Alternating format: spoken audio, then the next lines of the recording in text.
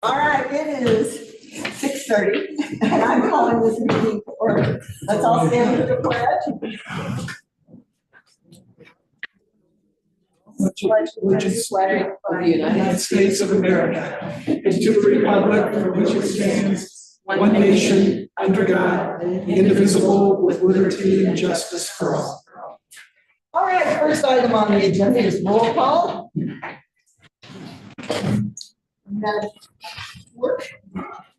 Mayor Bowser. Mayor Pro Tem Newton. Here. Trustee Smith. Present. Trustee Valentine. Here. Trustee Stelter. Here. Trustee McKennis. Present. Trustee Schwartz. Here. Have a quorum. The here's have it. Okay, next on the agenda is the approval of the agenda. Can I get a motion, please? I can move that we approve the agenda as posted. Second, I'll second that. all in favor? Aye. Opposed? All right, that motion passes. Next up is announcements. So, as per trustee Stelter, would you go ahead and say? Okay, we have an opportunity for small towns to put a person on the CML executive board. I served on my last term on the town council, I served on the executive board. It's a 2-year commitment, and you do learn an enormous amount of things about the lobbying group for cities and towns. That's what CML is. And I think it would behoove us to send one of our members to the executive board. And at the next meeting, we'll have to have somebody that wants to volunteer and go. And we also have to approve a letter. And that's it. I found that I learned an enormous amount of how the state works. I also learned a lot about how the cities and towns work. And I did meet an enormous amount of people that worked in the cities and towns. It tends to be mayors and town managers, administrators, but it also is a very good place to network, and you can find out things. I learned more about water law than I ever did want to learn in 2 years. That was when they were debating the Colorado Compact. So it's a really good opportunity, and I think it would behoove the town and the trustee. So Thank you.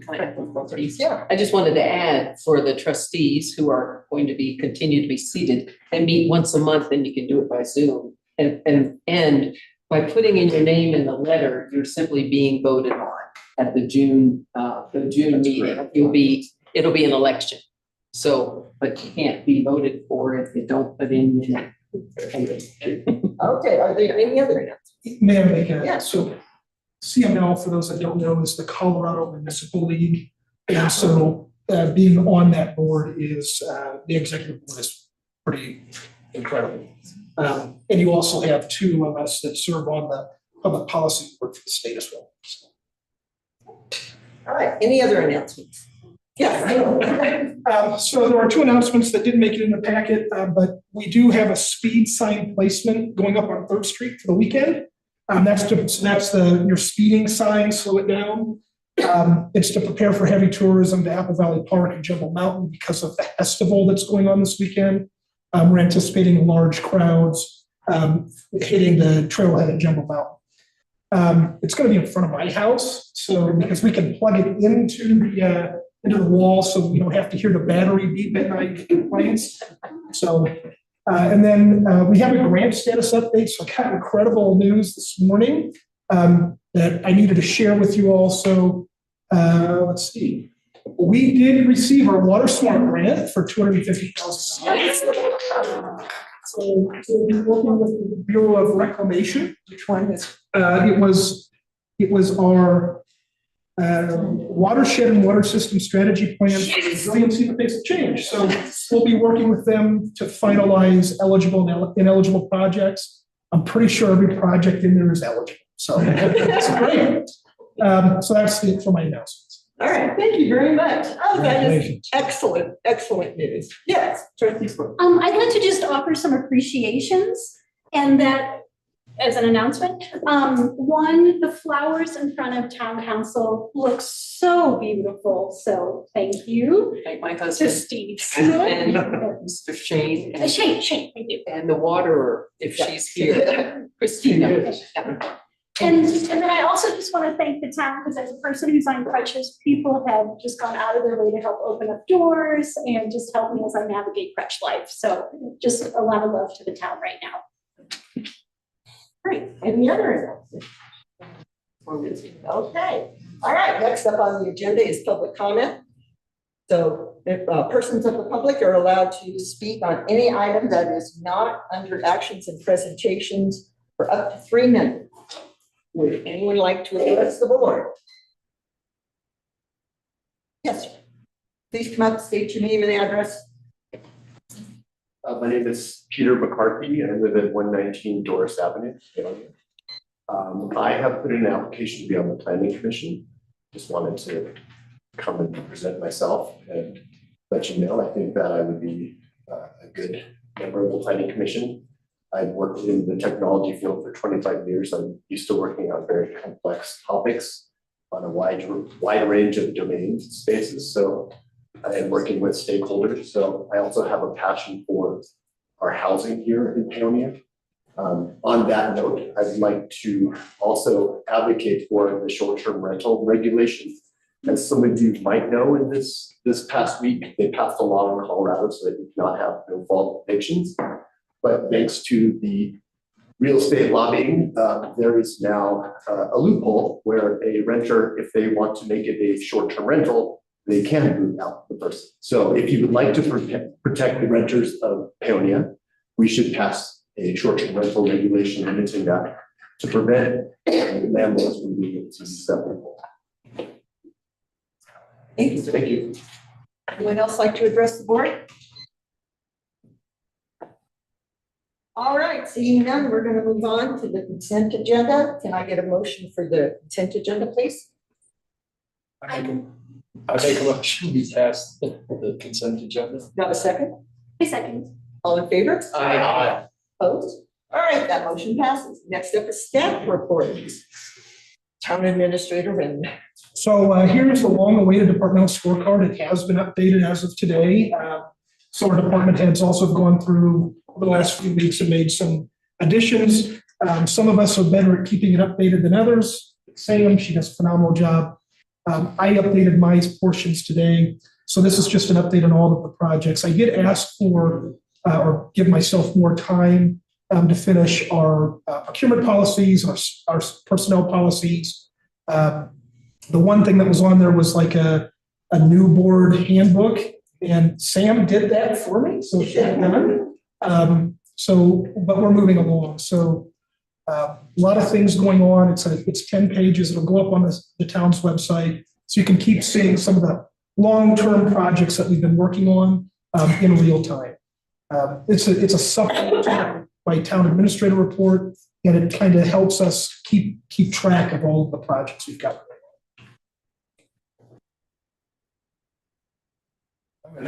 that's it. Okay, any questions for the Town Administrator from the board?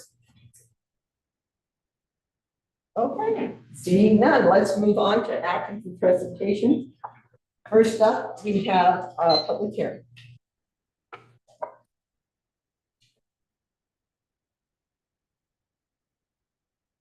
Okay. I will now open the public hearing on the application submitted from Double Shot Twins LLC for a rezoning of the property located at 215 North Fork Avenue, Paonia, Colorado, 81428.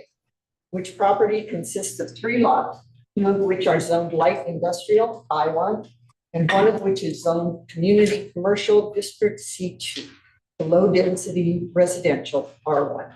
The purpose of the hearing is to provide a public forum for all interested parties who wish to comment on these applications before the Board of Trustees. The procedure for the public hearing will be as follows. First, we'll have a presentation by town staff. Next, there will be a presentation by the applicant.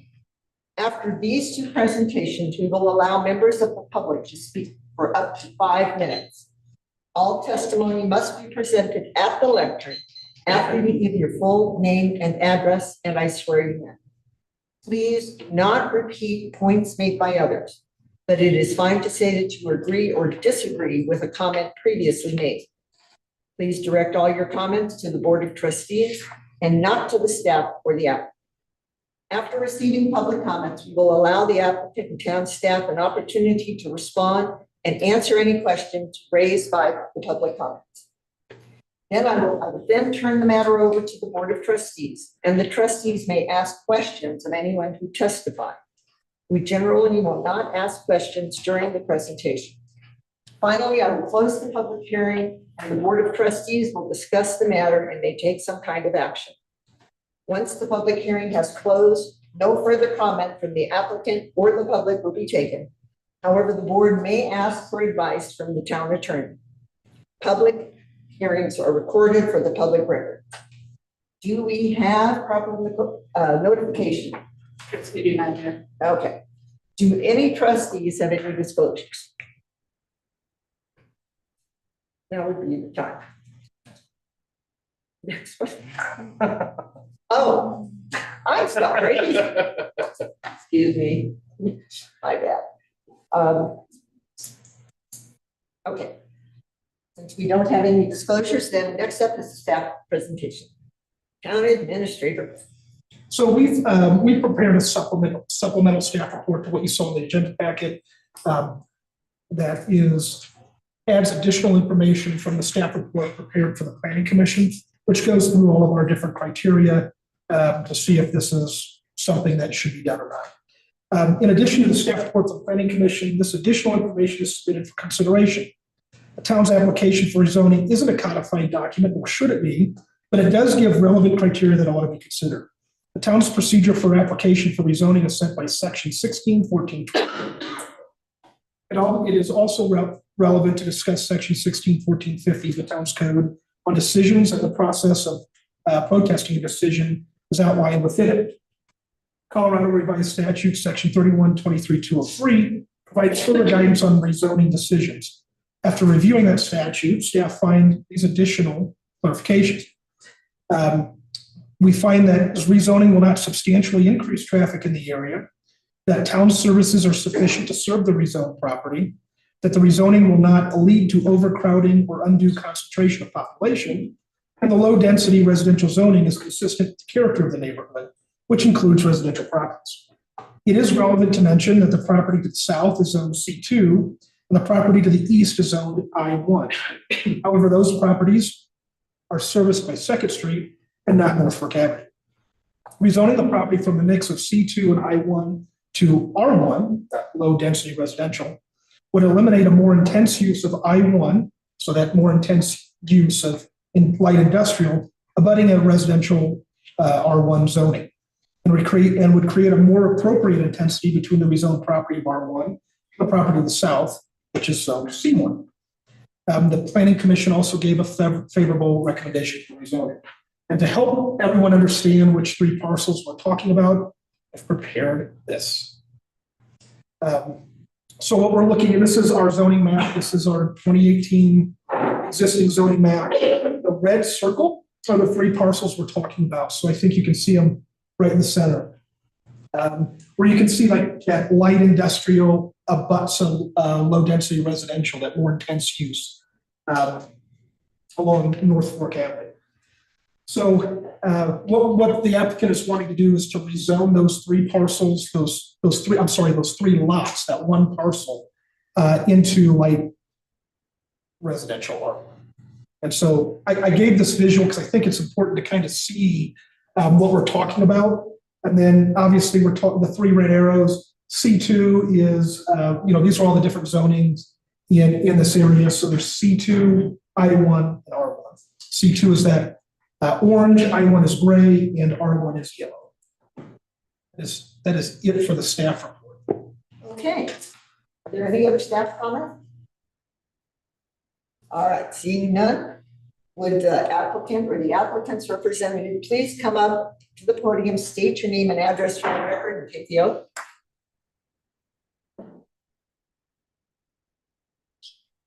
Lori Mason. Do you swear to tell the truth in this matter? Yes. Okay. Please make your presentation.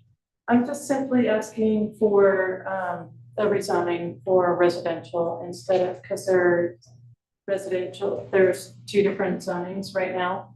And so I'm just simply asking to rezone into residential and basically everything that Stefan had to say, really just to reduce the traffic, and I feel like it's better use for the community. Thank you. All right, I will now open, if you're finished. I'm done. Thank you. All right, I will now open the public comment portion of the public hearing. If each speaker would come, clearly state your full name and address for the record. Who would like to speak on this matter? Yes, ma'am. Ms. Watson?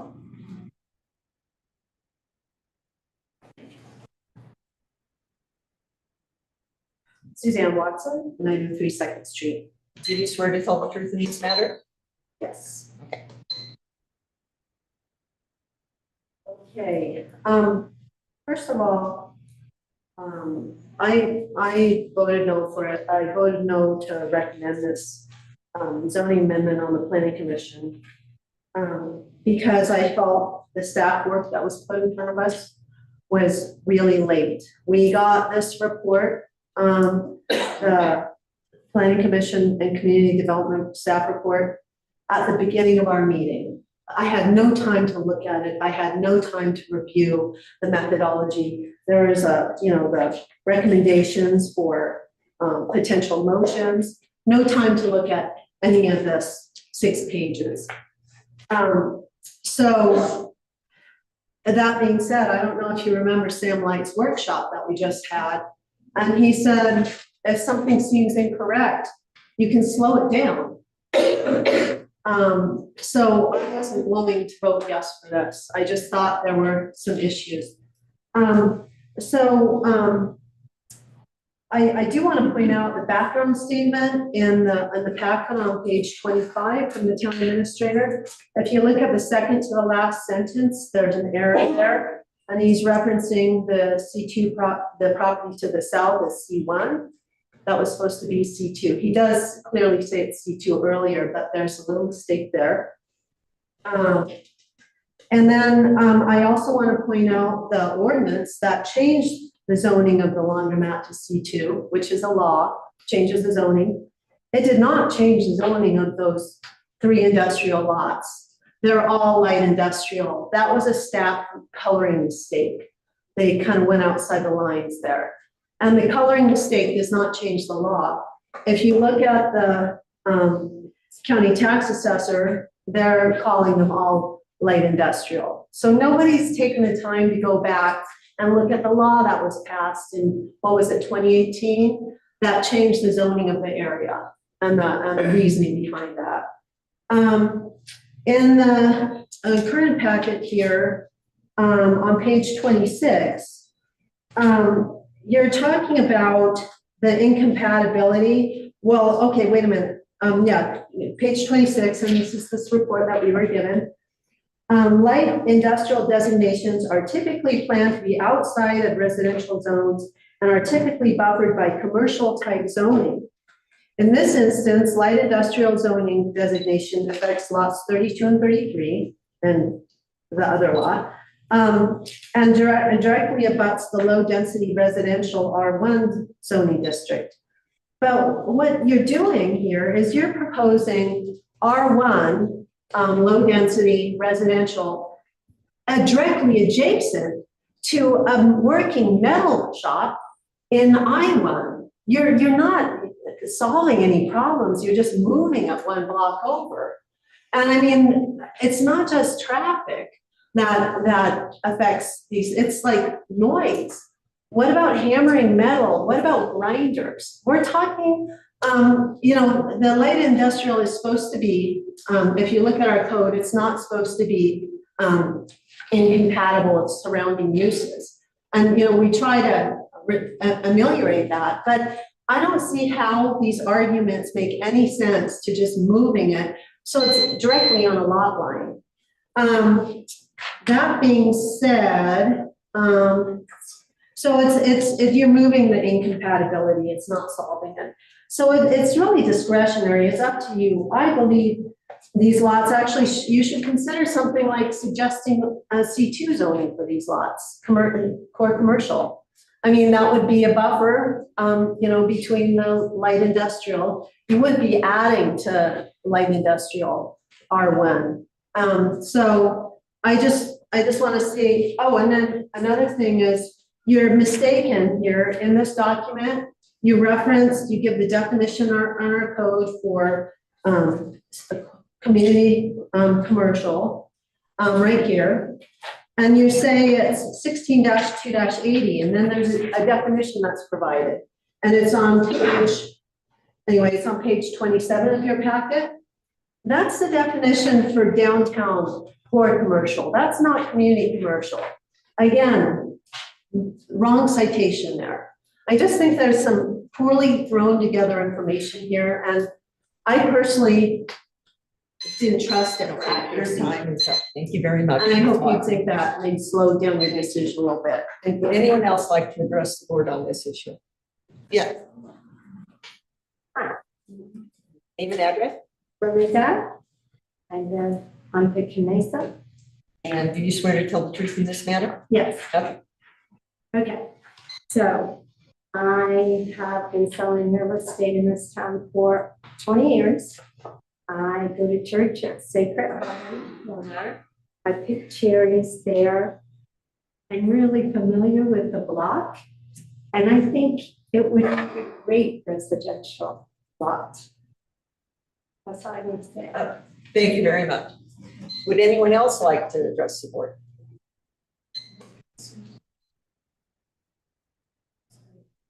Okay, well, seeing none, I will now, does the applicant wish to add anything? Anything further? No. Okay, anything further from the town staff?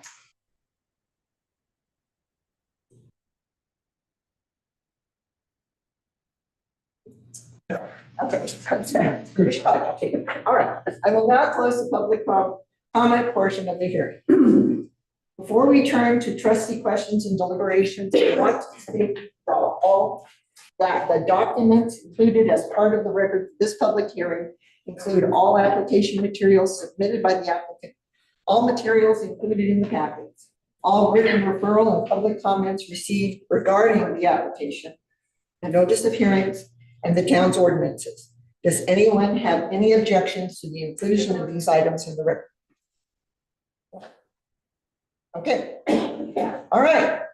We would like to begin the discussion.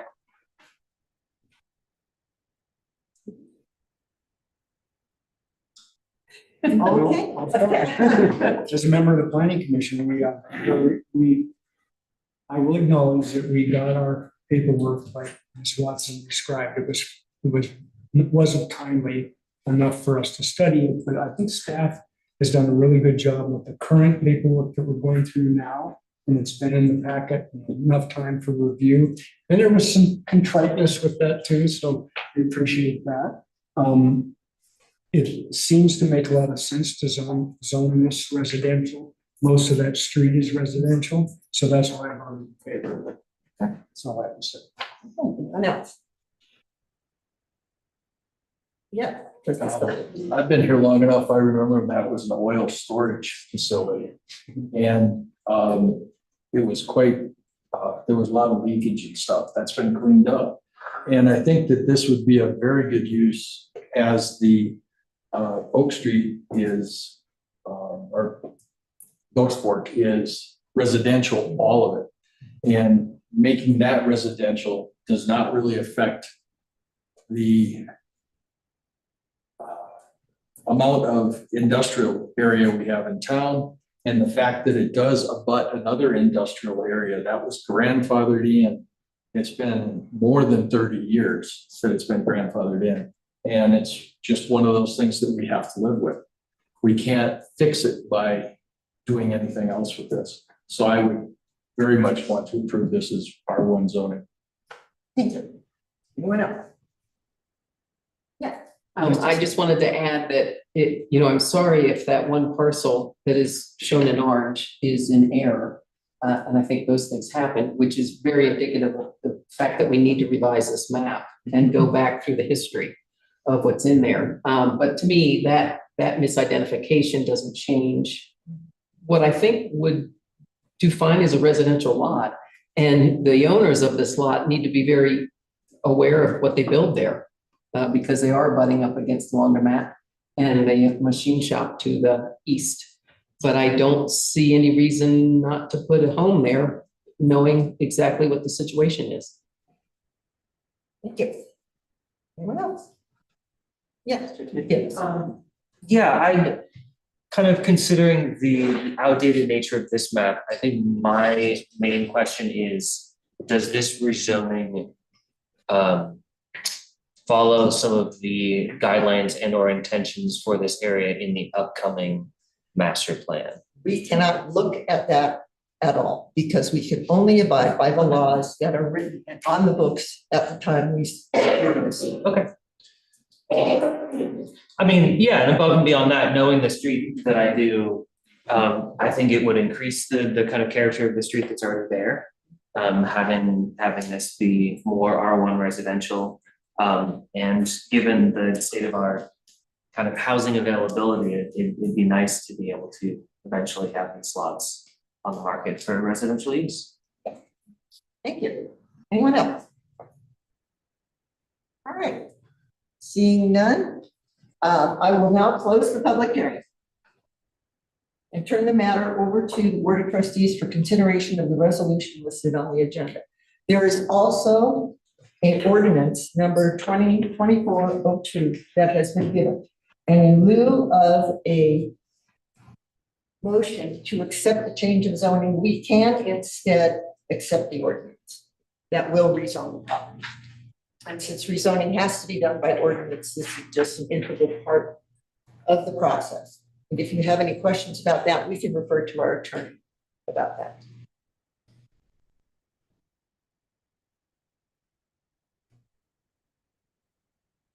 So at this point, we can make a motion based on the ordinance. Yes, you can. Not have to have this lengthy. Exactly. I'd like to make a motion that we adopt ordinance number 2024-02. I'll second that. All right, all in favor? Aye. Very well done. All right, thank you very much. I'm trainable. The property is rezoned. Thank you very much. Congratulations. All right. Next up on the agenda is our second public hearing of the evening. And okay, I will now open the public hearing on the application submitted by RJM Rentals LLC for a change of the use of the property located at 130 Grand Avenue, Camden, Colorado, 81428, to authorize the conversion of a room of the building originally proposed as a community space for building tenants to a bar open to the public. The purpose of the hearing is to provide a public forum for all interested parties who wish to comment on these applications before the Board of Trustees. The procedure for the public hearing will be as follows. First, we will have a presentation by town staff. Next, there will be a presentation by the applicant. After these two presentations, we will allow members of the public to speak for up to 5 minutes. All testimony must be presented at the lectern after we give your full name and address, and I swear you do. Please do not repeat points made by others, but it is fine to say that you agree or disagree with the comments previously made. Please direct all your comments to the Board of Trustees and not to town staff or the applicant. After receiving public comments, we will allow the applicant and town staff an opportunity to respond and answer any questions raised by the public comments. I will then turn the matter over to the Board of Trustees, and the trustees may ask questions of anyone who testified. We generally will not ask questions during the presentation. Finally, I will close the public hearing, and the Board of Trustees will discuss the matter and take some kind of action. Once the public hearing has closed, no further comment from the applicant or public will be taken. However, the board may ask for advice from the town attorney. Public hearings are recorded for the public record. Do we have proper notification, town clerk? Yes, Madam Mayor. Okay. Do any trustees have any disclosures? Trustee McGinn. Yeah, so over the past year or so, in the normal operations of my cafe, I've had a number of kind of impromptu, informal conversations with one of the owners of this property. And so I think it would behoove ourselves to recuse myself from this hearing. Thank you. Anyone else? Yeah. Yes, my son who resides with me is employed on this project, so I have a conflict of interest.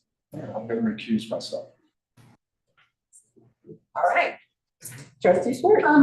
I do not have a conflict of interest, but I do want to state that I was employed last year for a period of time, but I'm no longer employed, but I just want to make that known. All right. Anyone else? Okay. Why you're not looking? Okay. In a way. All right, let's go on to the staff or the staff presentation. So I have nothing additional to add based on what was submitted in the planning commission staff report. I do want to address some of the parking concerns. You know, I know at the planning commission, we had heard the planned parking minimums are something we don't want to think about or, you know, possibly get rid of.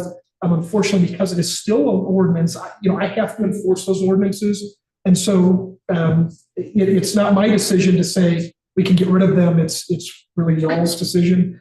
However, I think it is important to note that parking minimums or parking requirements as they are right now for off-street parking, kind of think about what's going to happen in the future. And with this this project being completed, some additional projects being completed, and a possible development of a vacant lot in the area as well, there is the chance that parking could become an issue, which would be a great problem for that section of Grand Avenue.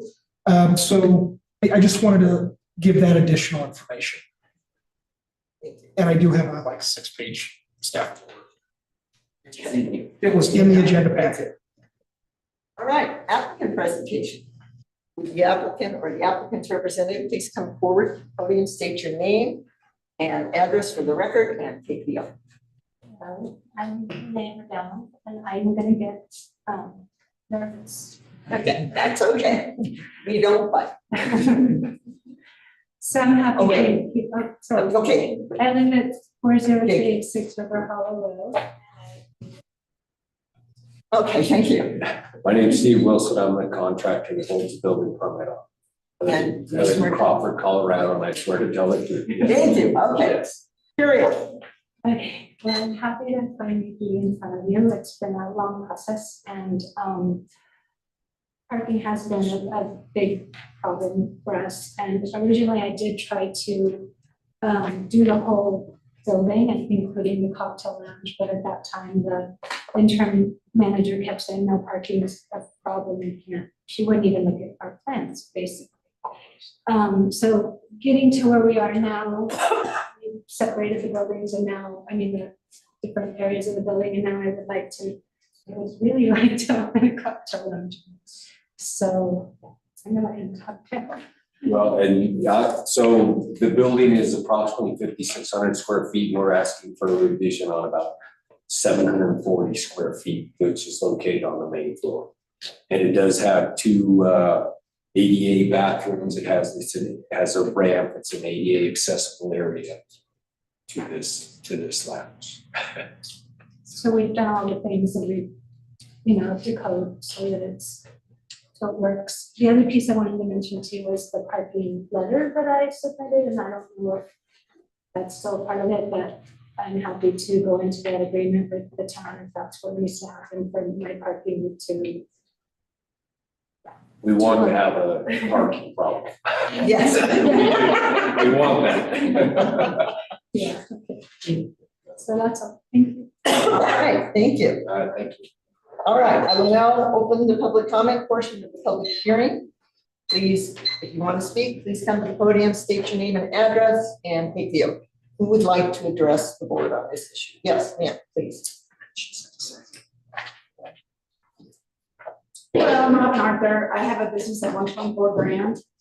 Couple of doors down from this one. I swear to tell the truth. Always forget. I cannot stress, I said it before, I'll say it again, how lonely I am down there after about 3 p.m. every day of the week. Saturdays and Sundays, I'm the only open door that anyone can just open and walk up to. Any visitor to Paonia, anybody, except the post office.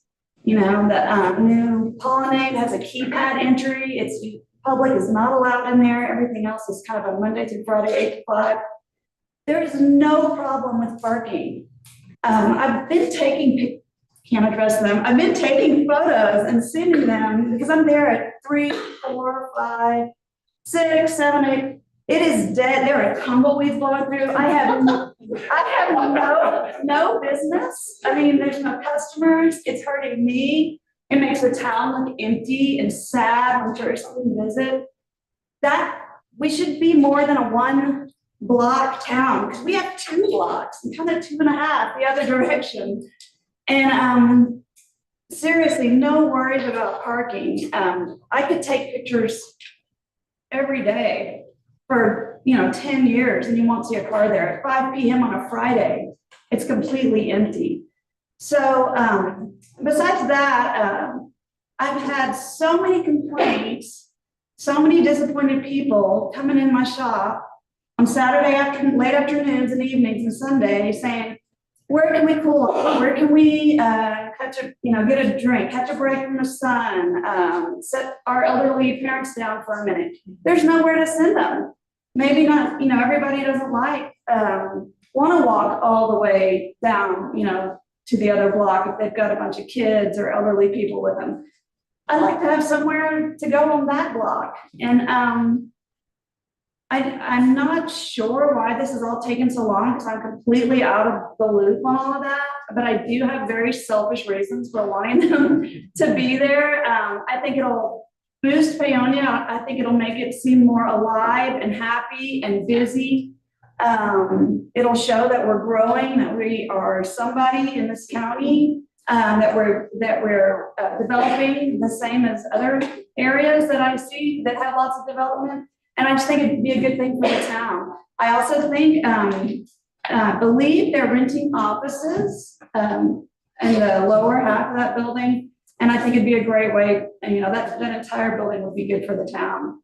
If we have anything, we have people looking for offices and looking for a place to drink. So that's all I have to say. Okay, thank you very much. Would anyone else like to address the board? Yes, sir. Good evening. Mitch Morgan, 40018 Elmwood. You swear to tell the truth in this matter? The whole truth and nothing but the truth. Yes, sir. My wife and I also own Paonia Farm and Home Supply in the second block there. And we would like to express our support for the change in use. Thank you. Anyone else? Start over here. Evening, my name is Sean Burrow, 116 3rd. You swear to tell the truth in this matter? Yes, I do. Okay. I am also very in favor for Renee's business, and I feel they're a vital asset to the community of what the whole family has done with all their venues. I really feel with what they're trying to do as far as their bar and antique thing, but also have the benefit of positive income with the rental facilities is a great asset as well. And I would really think that that would be nice to have that part of town have more business coming in, especially during the summer with all of the traffic that we're now getting. It seems to be increasing, and I just feel that they're a great asset, and I would be very positive to the passing through their venue also as well. Thank you very much. Yes, ma'am.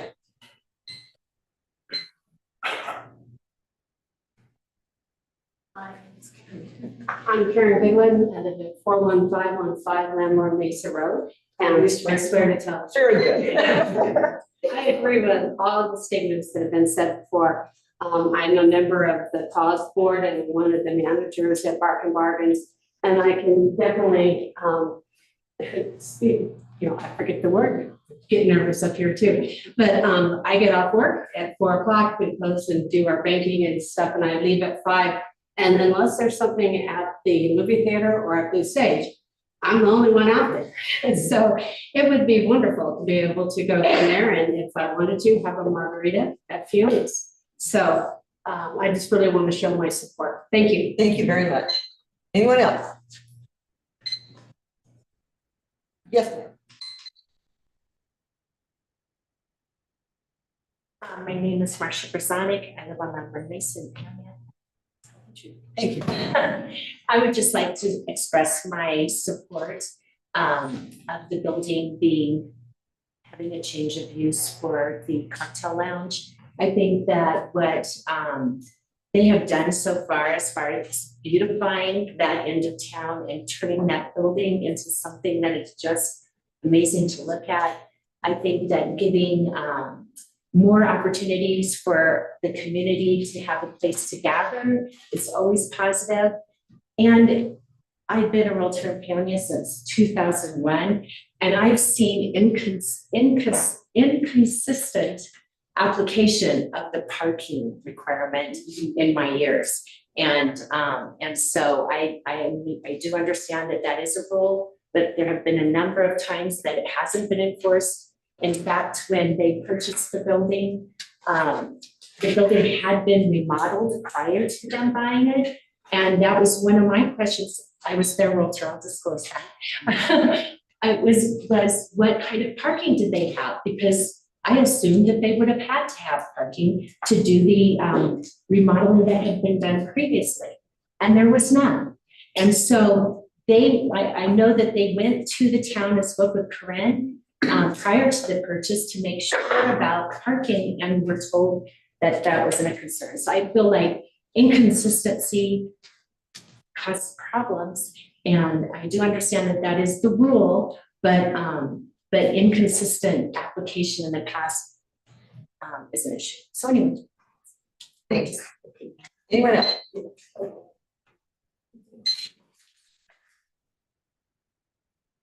Okay, seeing none. Does the applicant wish to offer any further information? I just agree with everybody Well, there's a shock. Okay, further from town staff. Yes, so the applicant alluded to a parking agreement. That is something that I said, let's keep out of the packet until how tonight goes, because, there's a chance it could be denied. I don't know. I don't have my magic 8 ball. So before any decision is made, I want you to know that the applicant has been proactive and has already gotten an agreement to us to have signed should it be approved. I think that's all I got. Okay. All right, I will now close the public comment portion of the public hearing. Before we turn to trustee questions and deliberations, I want to state that the documents included as part of the record for this public hearing include all the application materials submitted by the applicant, all materials included in the packet, all written referral and public comments received regarding the application, the notice of hearings, and the town's ordinances. Does anyone have any objection to the inclusion of these items in the record? Okay. All right. We'd like to begin deliberation.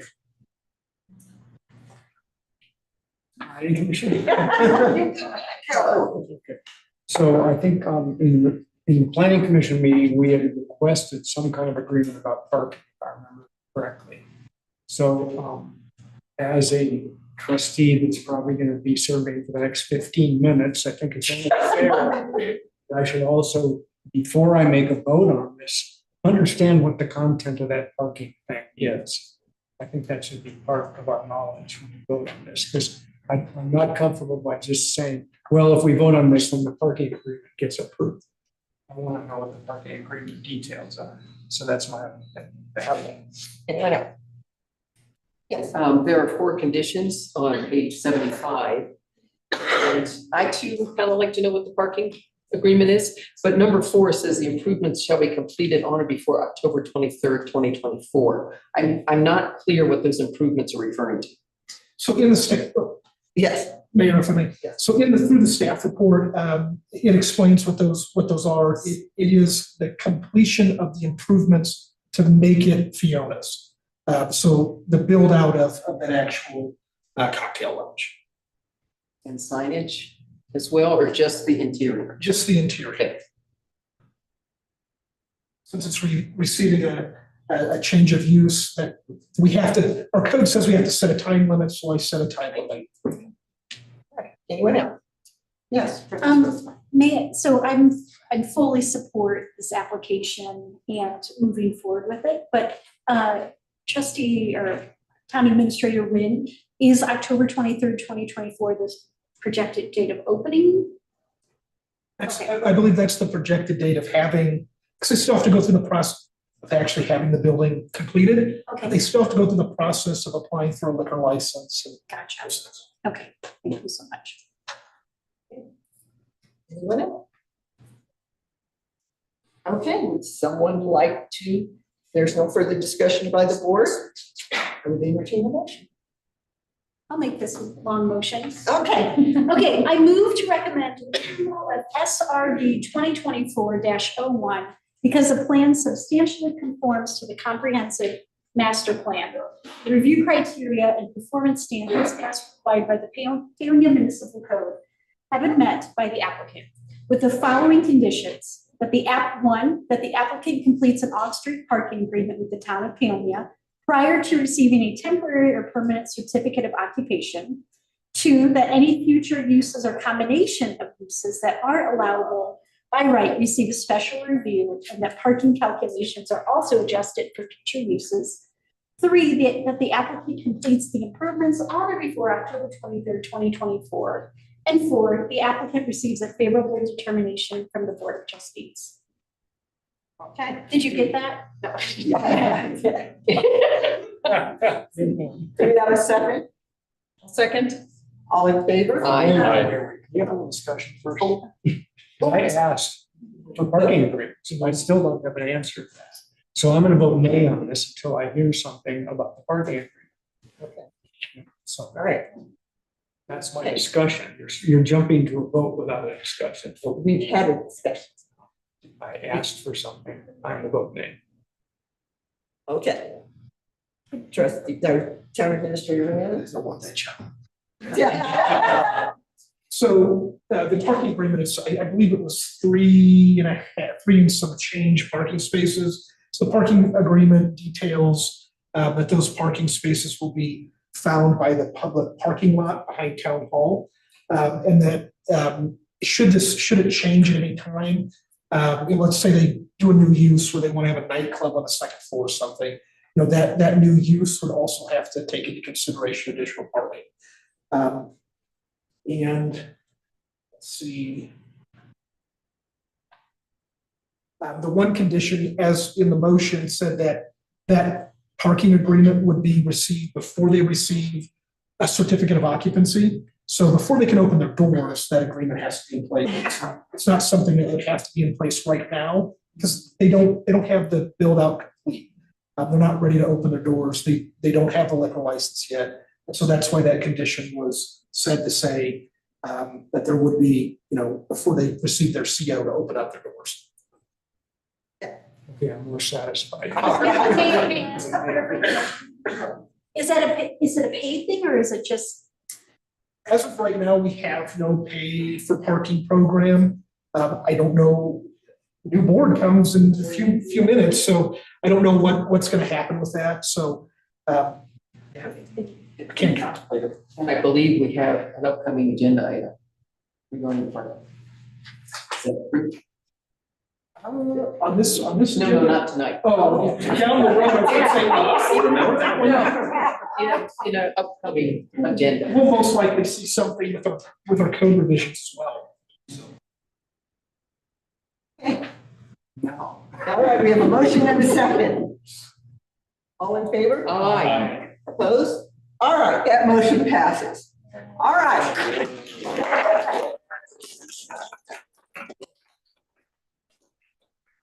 The next agenda is the affirmation of the new board and mayor and trustees, and so I will, with enormous amount of gratitude, yes.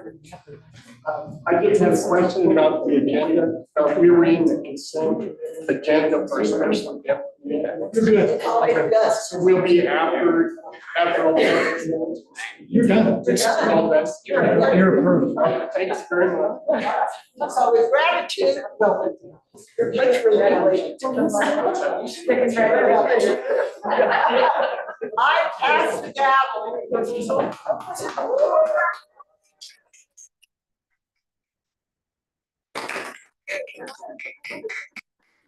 You're elected, be blind, he said, you're gonna have to come here. Exactly. What to do? Yeah,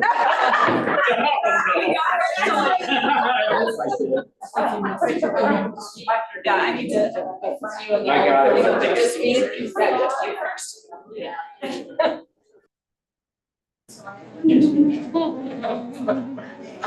Can we ask quiet and close the doors back there so that. Would you guys, There's some freshmen afterwards.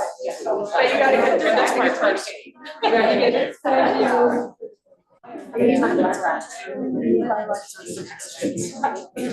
numbers. What do this? I'm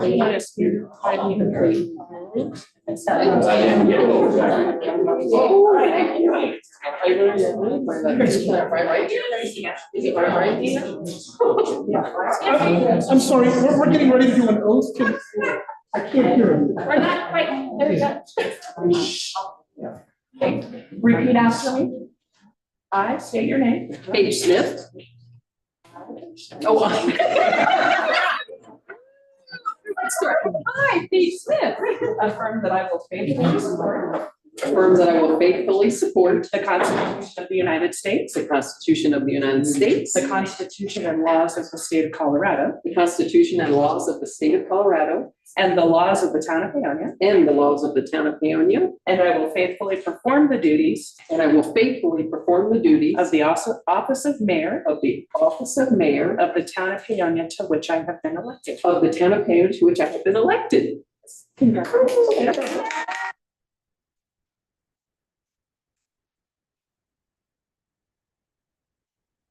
And then we also have 3 incoming trustees, if they could come up. Trustee Lightbrenner, trustee Check, and Ms. Schwartz just reelected. Your trustee Schwartz was reelected. Where are they? You want them with you, Sam? Huh? Are they going down with you? Yeah. Okay, just want to give you an open run. Yeah, if you guys can come up here, Are you all going to want? I can do them separate. Oh, yeah. Such a bill. Keep together. I told her I have cheat sheets for you, so you don't have to remember every single thing I said. If you guys want to stand up here, I can step out of them. You're so much taller. Don't worry. You can say no if you're more comfortable with it. I didn't get a chance to ask you. There you go. Raise our right hand. I state your name. I, Catherine Schwartz, Affirm that I will faithfully support affirm that I faithfully support the Constitution of the United States the Constitution of the United States and laws of the state of Colorado and the laws of the state of Colorado and the laws of the town of Paonia, and the laws of the town of Paonia, and I will faithfully perform and I will faithfully perform the duties the duties of the office of trustee of the office of trustee of the town of Paonia to which I have been elected. of the town of Paonia to which I have been elected. Congratulations.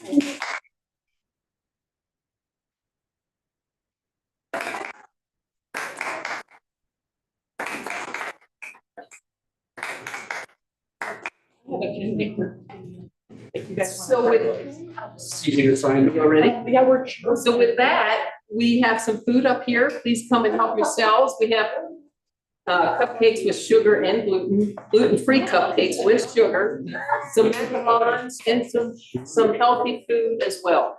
So come up, because I wanted to say thank you to the outgoing mayor and trustees, and here we go. Yes. All right. No, I just finished this last one. Hand up, thank you. Oh, yeah, I think I need another word.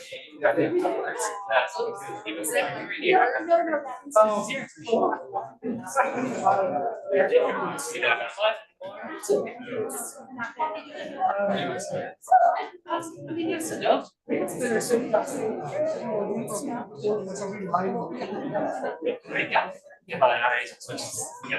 I won't work it. You thought of me. No, I have to.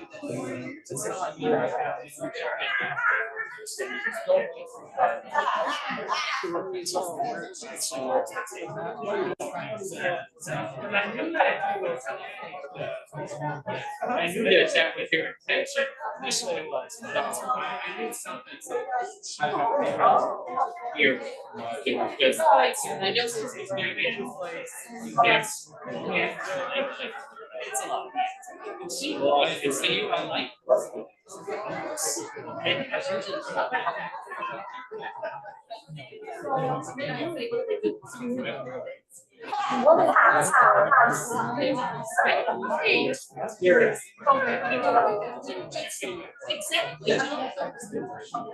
We'll do my best. I know.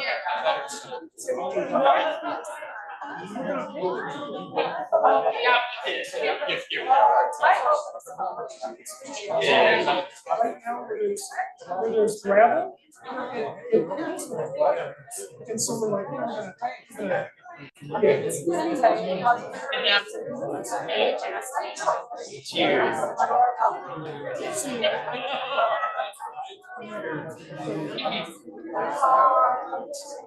Thank you so very, very much.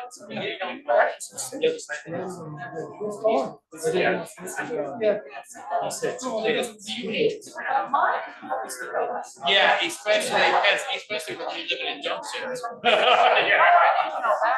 Yeah. I'm not here every time.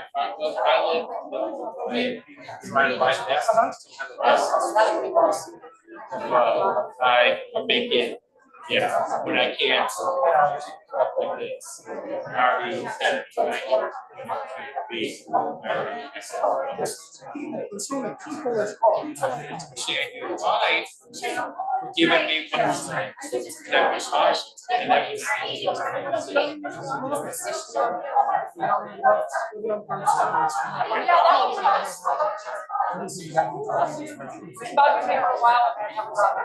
I actually, she never asked me. I called one time to ask her something and her was there. Yeah, I'm plugging her when we get out.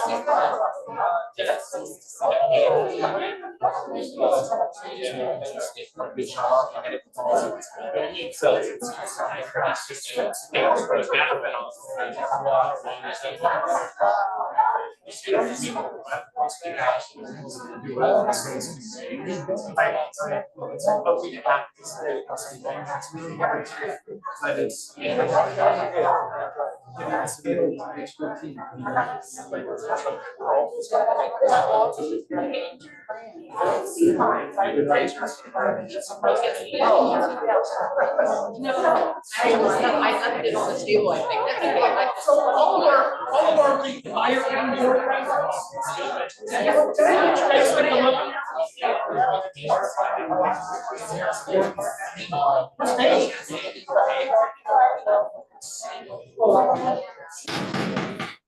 Oh, you're good. Oh.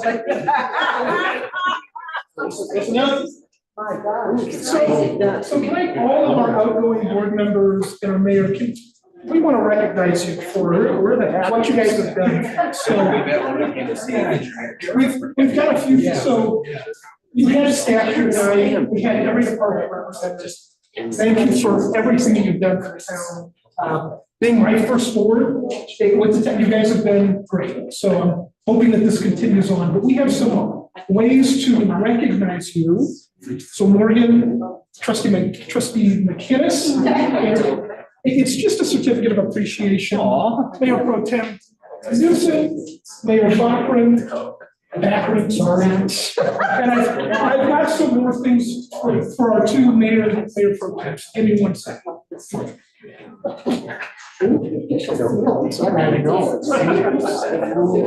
Officially been appreciated. Hey, I don't use that for So first documents from the new mayor. So Dave, we didn't know what to get you, so we got you a plant.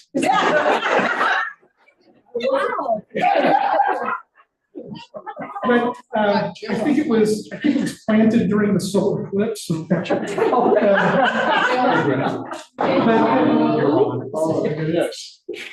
I'm gonna lose it. So, Mayor, we had this engraved for you, and it needs to be updated because you got another $26,000. But in sincere gratitude for 6 years of dedicated service to the residents of the town of Paonia and for the devotion that you've shown to the town through service on commissions and committees and for achieving an incredible grant award for record accounting or amounting to $1,178.81 of grant award for every $1 of salary as an elected official. So that means $12,000 career salary and $2,145,660.43 in grant award.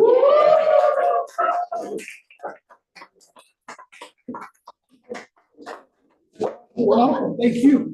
And we have one more. So Stani is one of our residents in town. Oh, right. And so she had given a nice picture and we turned it into a card. And I think we got everyone to sign it. Oh my God. Can I say something there really quick? So a lot of that was from us staff.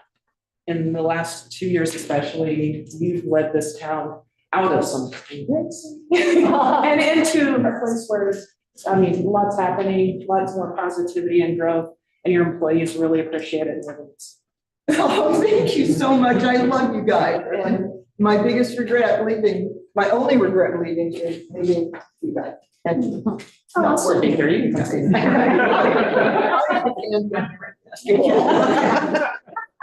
But yeah, it's been a joy, an absolute joy, working with all the people who work with him. You have made my job a whole lot easier. And I think you are the real reason this town is moving forward. Yeah. Because without you, we couldn't do anything. I mean, things don't move without people. And so thank you. Thank you, because you are the best. And I have 2 things I'd like to say to the incoming board of trustees. 1, go to CML. There's $5,000 in the budget that's specifically for board members to be able to go to CML. Go to CML. And then the second thing I'd like to say is get out of your social circles and talk to more than just the people who talk to you. Because one of the greatest joys and greatest assets that I've had as mayor is having a sewing business where I do sewing for people who can't afford to pay me to people who can afford to buy my house and a blank and write a check for. And so I get a lot of different opinions from a lot of different people, and it has really helped me to understand the town and to broaden my perspectives. So I encourage you to broaden your perspectives as well. And thank you. Thank you for serving with me. Thank you for everything. Thank you.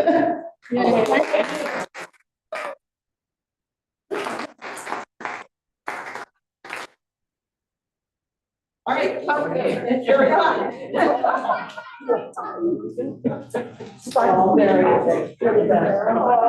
I think so.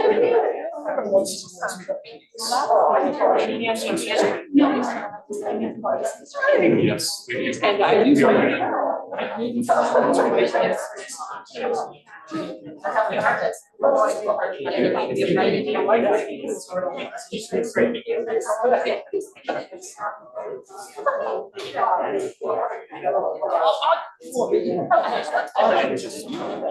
Oh, we will, because I have my friends. So I have.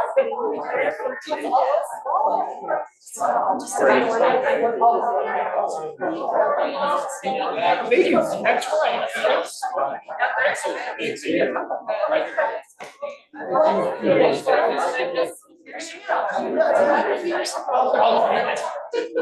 He was there, he was there.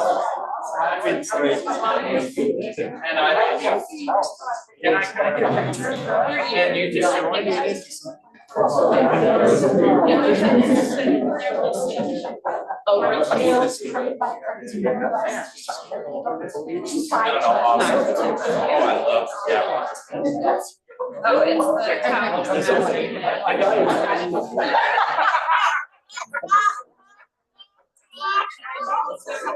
Got it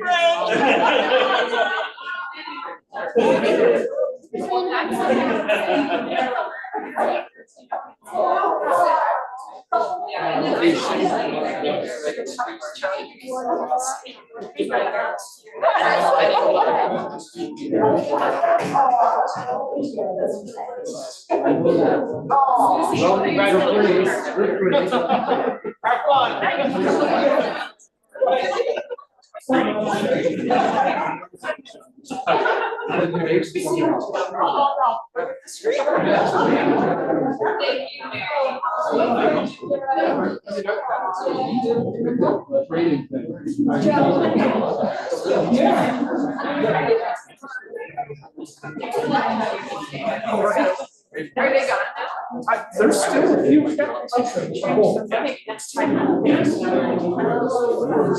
then, there you go.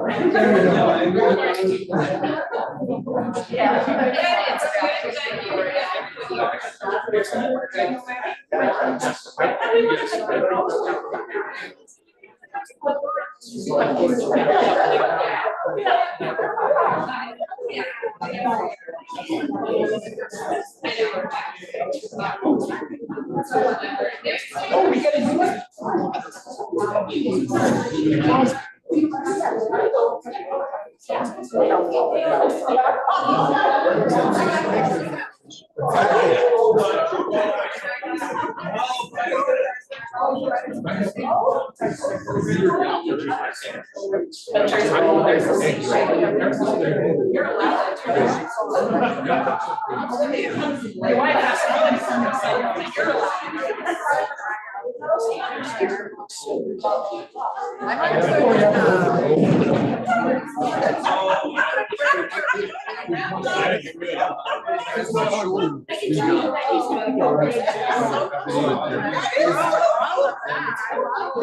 I grabbed the fudge one before it went away.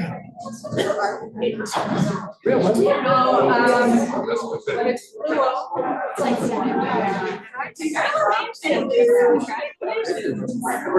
I'm Jess. I just saw. No, I'm gonna do that.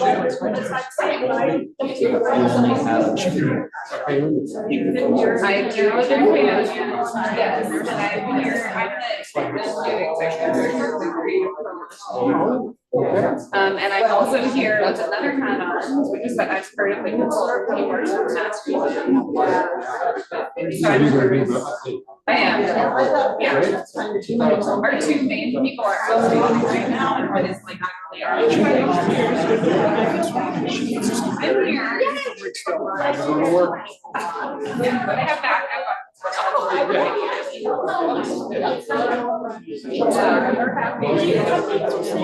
Fantastic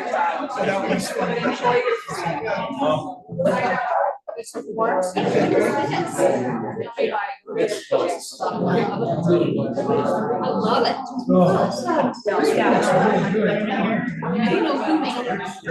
I don't know. They look like how much water something else.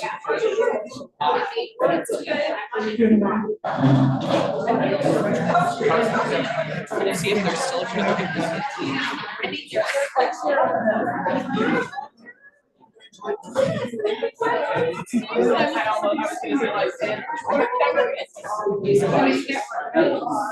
Champagne raspberry.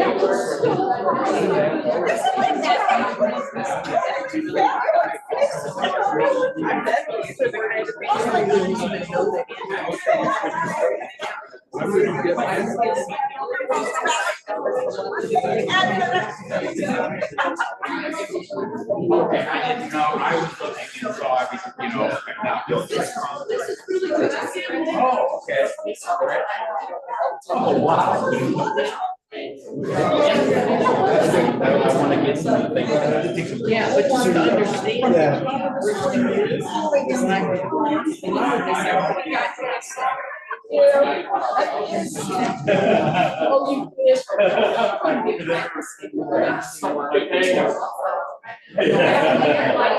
Oh, that would be me. That would be you, can I borrow? I just want to come around.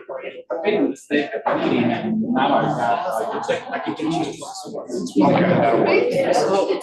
This guy bakery, it's inside. She makes beautiful cakes. Yeah. I know one person. Oh, you got vegetable. I would take several. Are you, Yeah. I don't know. And then on this one,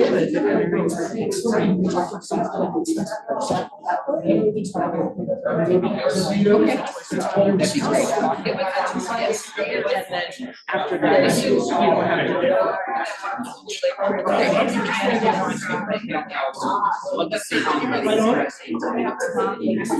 We don't have to, we're just doing, I think, the day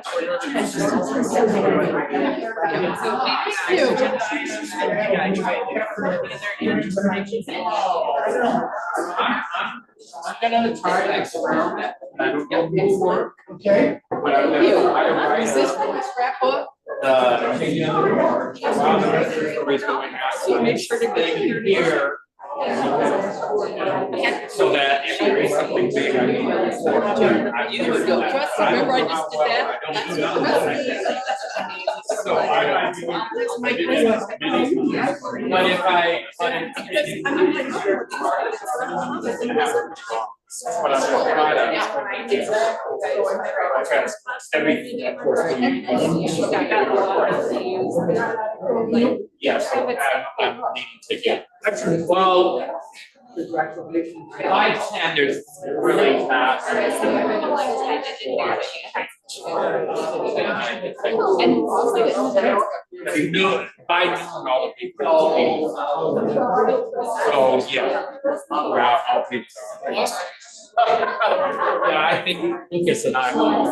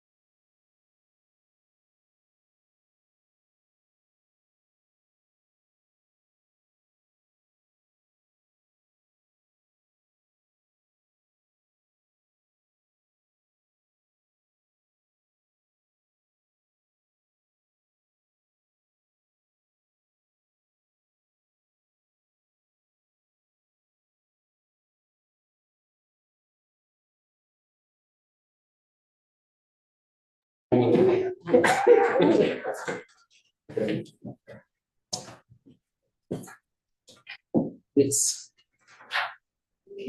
7:44. I'd like to call this meeting back to order. And we are on page 2 of my agenda. So we are at agenda item number 3, resolution declaring vacancy on the Board of Trustees. Oh, there's actually a presentation first. There is? It's the update from Phoenix Rising. Oh, I'm sorry. I'm so sorry. That's okay. Yes, we have a presentation from Phoenix Rising. Please come up. Sorry, Jess. Hello, my name is Jess Durbin Ackerman. Do I have to say my address? No. Okay, well, I live at 65 Cedar Drive. I'm here representing Phoenix Rising Resources. I'm a member of the consultant team working on the master plan. We are very excited to finish this process strong in the next few months. We have one more status update for you before we come back to the board with the final draft. And in the last 2 months, we have brought forward to the Planning Commission and to the public the land use framework, a section on infrastructure and including water, wastewater, and solid waste. We had a section on economic development and governance and community participation. And we have submitted the transportation, parks, and recreation element, which was submitted last Wednesday and will be on the Planning Commission next Wednesday. And that also includes the section on trees, which will be in the master plan included in the infrastructure element. And then the growth section, which is it being integrated by urban rural continuum, which is Shay, who's working on the housing needs assessment, is also part of our team. The public has been given 2 weeks to comment on each of these set of elements after they are presented to the Planning Commission. And we've been submitting everything to the town 2 weeks before those elements go to the Planning Commission. We are also planning to submit a draft of the introduction and process sections of the master plan tomorrow for Planning Commission and board review only at this time. We are requesting that all Planning Commission and board comments on elements and the introduction be received no later than close of business on May 13th to accommodate a full draft submission by May 22nd. We have a very fast turnaround in that to incorporate all of the comments and then also to format the document and submit it in appropriate form. And on May 22nd, we will also be delivering an Excel spreadsheet with all of the recommended actions associated with each of the element sections. Those will not be submitted as part of, those will not be included in the document of the master plan.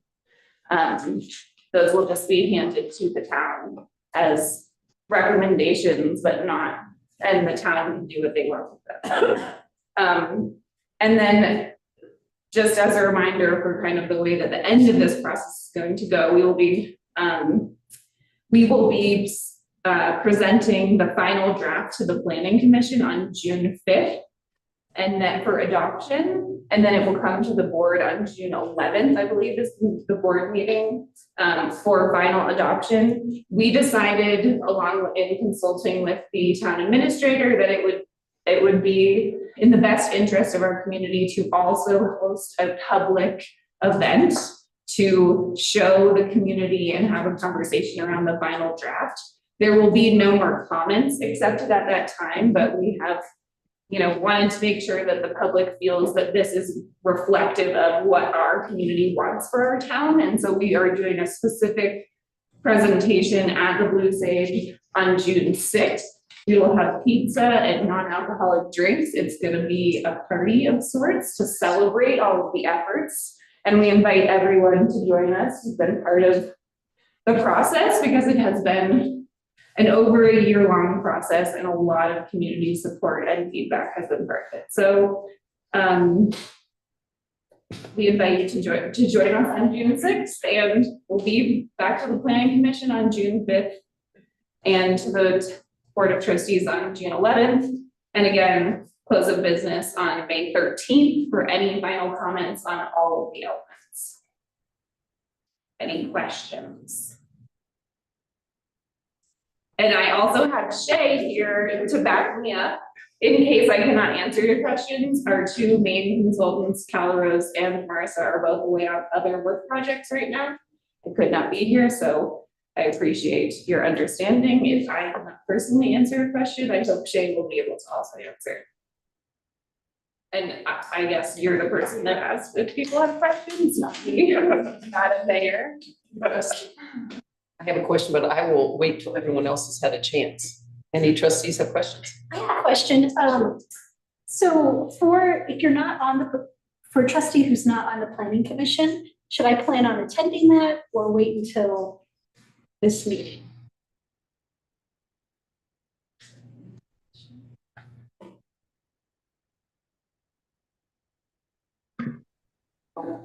Trustee Stelter? I believe that was answered at the Sam Light presentation. You should not attend Oh, yes. the planning commission meetings. Thank you. Any other questions from trustees to Jess? I have a question. When will the element you're bringing on May 1st to the planning commission, is that in a packet yet? It is submitted already to the town last Wednesday, so And I haven't looked. we already have a draft into the town, yes. So where's the easiest place to see the portions? At the website? They're on, I think the most recent draft of the transportation, parks, rec and trails and trees that were submitted last week are on the website. So there is a tab on the website which is comprehensive and has all the documents uploaded. Stefan or Sam could confirm that for me, that they have been uploaded. You guys won't see the view, edit, delete. That's because they changed the website.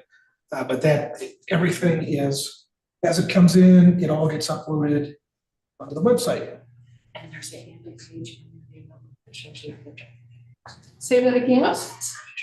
There was a handy page. There's a resources page in your folders that I just gave you too, under the tab resources, that actually gives you directions about how to find things on the town website, so. Thank you. Any questions from the audience for Jess? On the Zoom. Yeah, nobody's been speaking up from Zoom. Anybody on Zoom have a question? Michelle. I think that was just the cursor of the hand on that person's Zoom screen. Oh. No. May I ask, Board Member Schwartz, what was the purpose of your question? Like, was there something that you were trying to figure out when to? It really just went back to our discussion. We had a training about how to be trustees, et cetera, and this was brought up, and I just wanted clarification. Okay.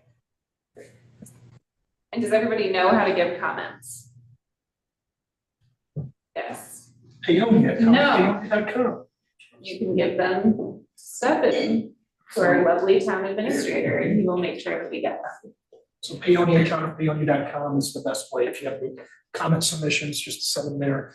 You can also go to that town webpage, and at the top, it says comprehensive master plan. You click that, and there is a link that when you click it, automatically populates an email for you. So all of those comments can be received that way. Great, and I just wanted to clarify one thing, which is that the housing needs assessment is going to be incorporated into the master plan. And I just want to make sure that everyone knows that that's happening, because that's not an element that we are presenting, but that has obviously been presented, and that will be incorporated into the final document. Just the housing needs assessment, not the action plan, or did you say? And the action And plan. the whole thing. And if you have more questions about that, Shay can answer that. Thank you. Thank you. Now we'll go to the next agenda item, which is the resolution declaring a vacancy on the Board of Trustees, which is on page 80 of the agenda packet. And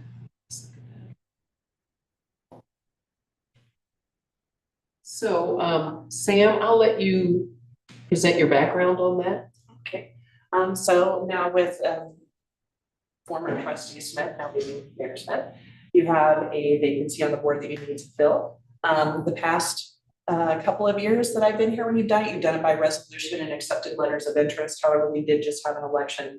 So there's also the option of taking the candidate that didn't get elected. The good news is that in 2023, and Melinda can correct me if I'm wrong on this one, is they took out the requirement that if you didn't put somebody in within 60 days, then it automatically triggers a special election unless there's lacking a quorum.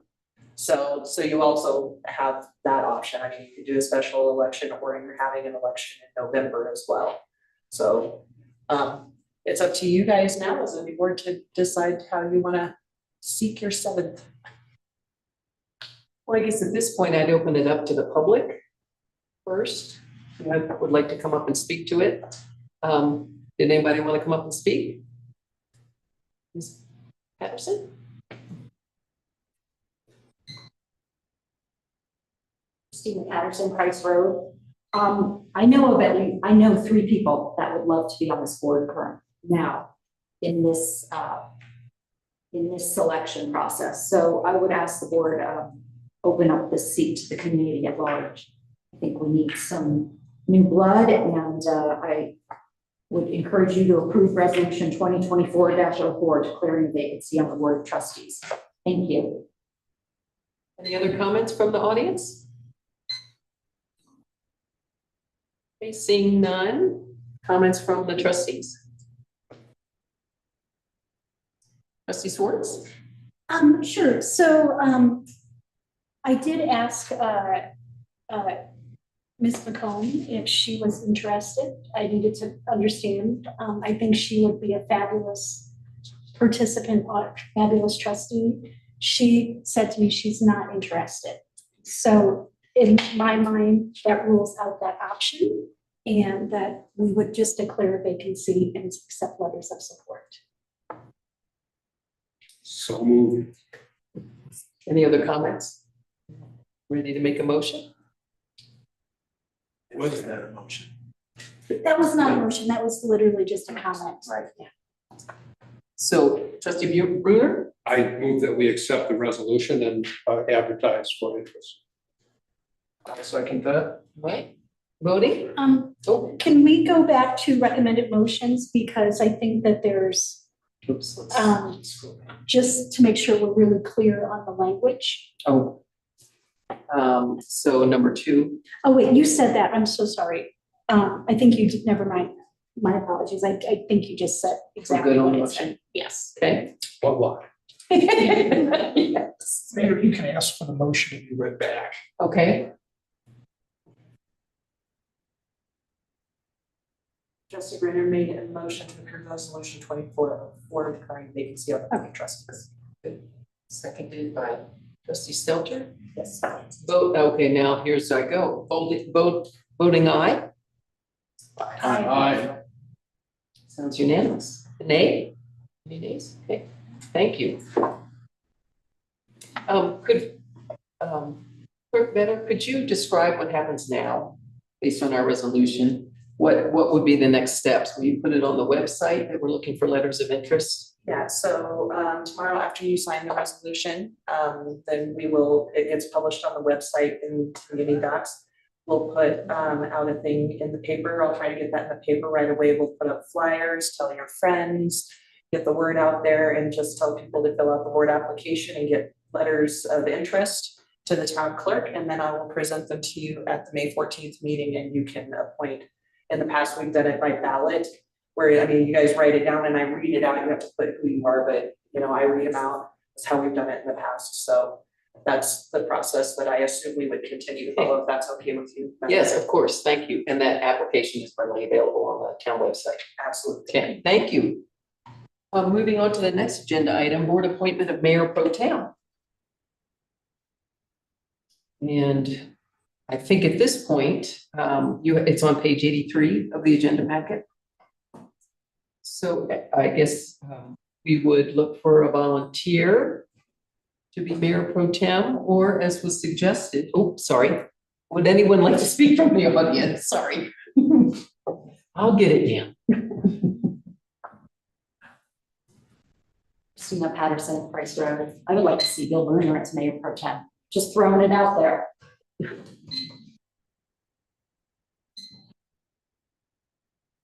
Yes, ma'am. Mary? Mary Packard. Shifting, oh my God, shifting, it's hard.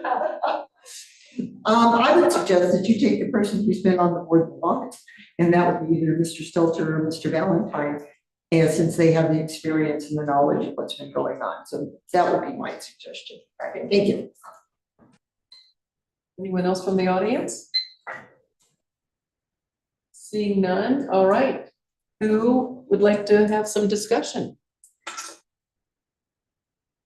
I would like to say that trustee Valentine would make a fine.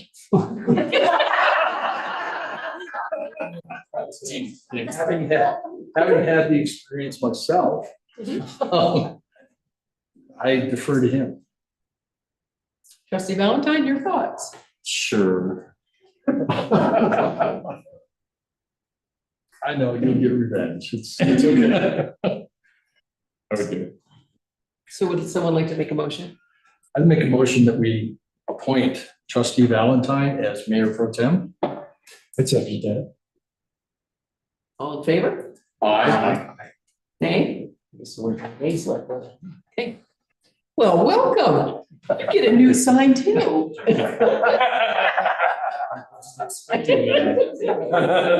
Gotta be fast. Oh, let's see, agenda item number 5, yes. Consideration of approval of resolution 2020-405, appointment of officers. So, let's see, that is on agenda page 86. Sorry, I'm catching up to myself here a minute. Oh, this is required by state statute and our ordinance that we shall appoint the clerk, treasurer, and town attorney with the new seated board. And yes, please help me.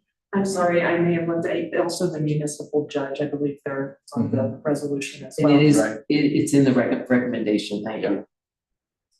Is there any discussion from the audience?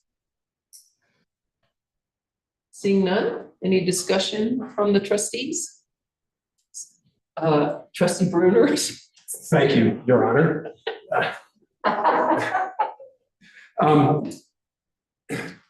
I've always found it interesting that this is the first thing that hits a new board, and it's actually an important decision.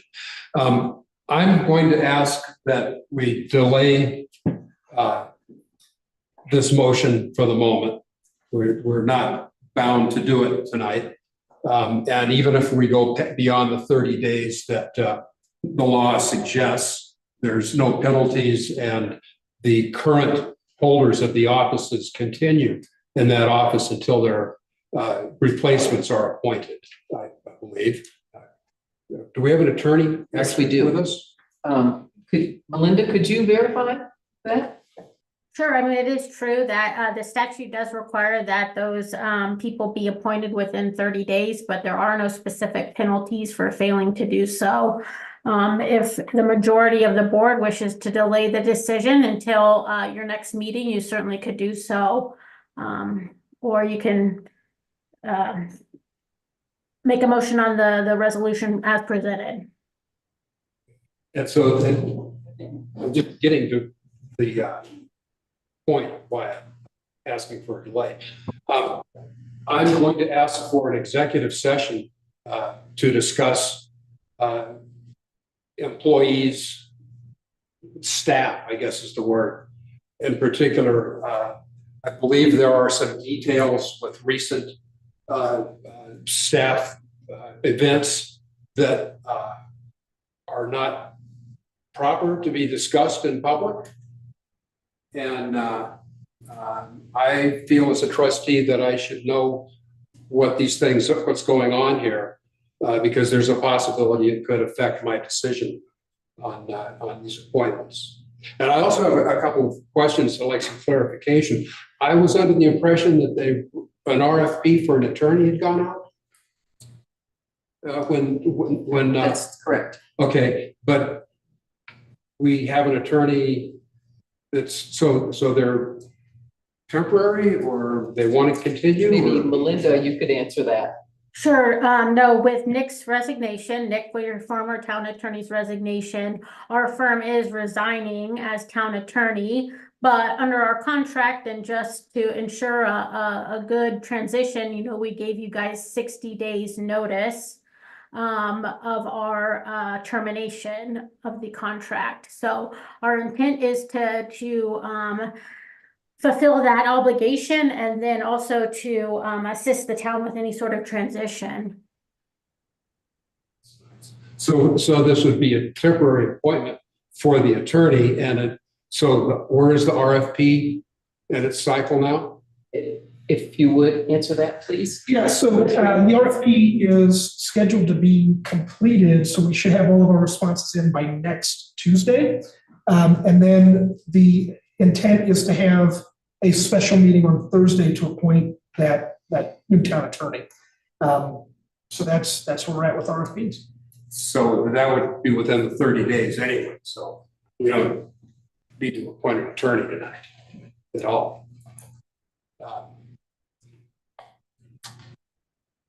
I have no, I'd be willing to vote aye on a motion to reappoint the judge.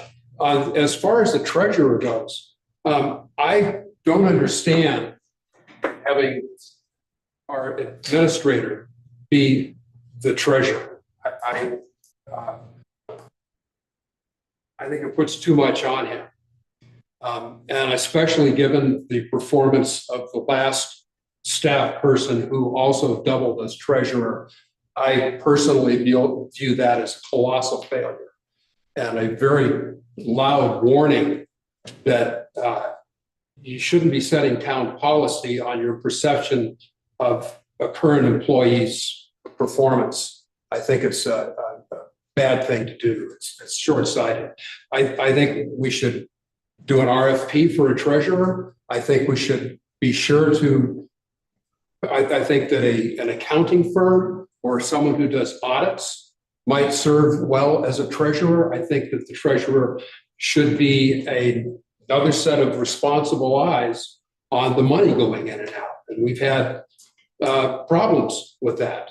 And I don't think the person who sets the budget, collects the money, spends the money as the liaison to the bookkeeper and the board should also be the treasurer certifying his own work. It just is I wouldn't do it with my money.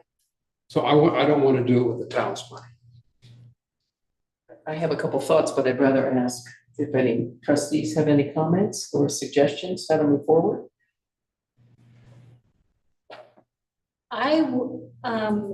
I feel completely comfortable moving forward with this motion, with the exception of the attorney, because we know that that's going to change.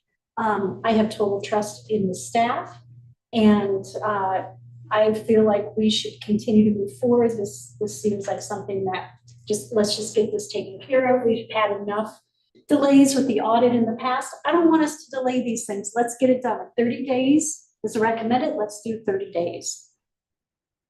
Other thoughts? Trustee Check?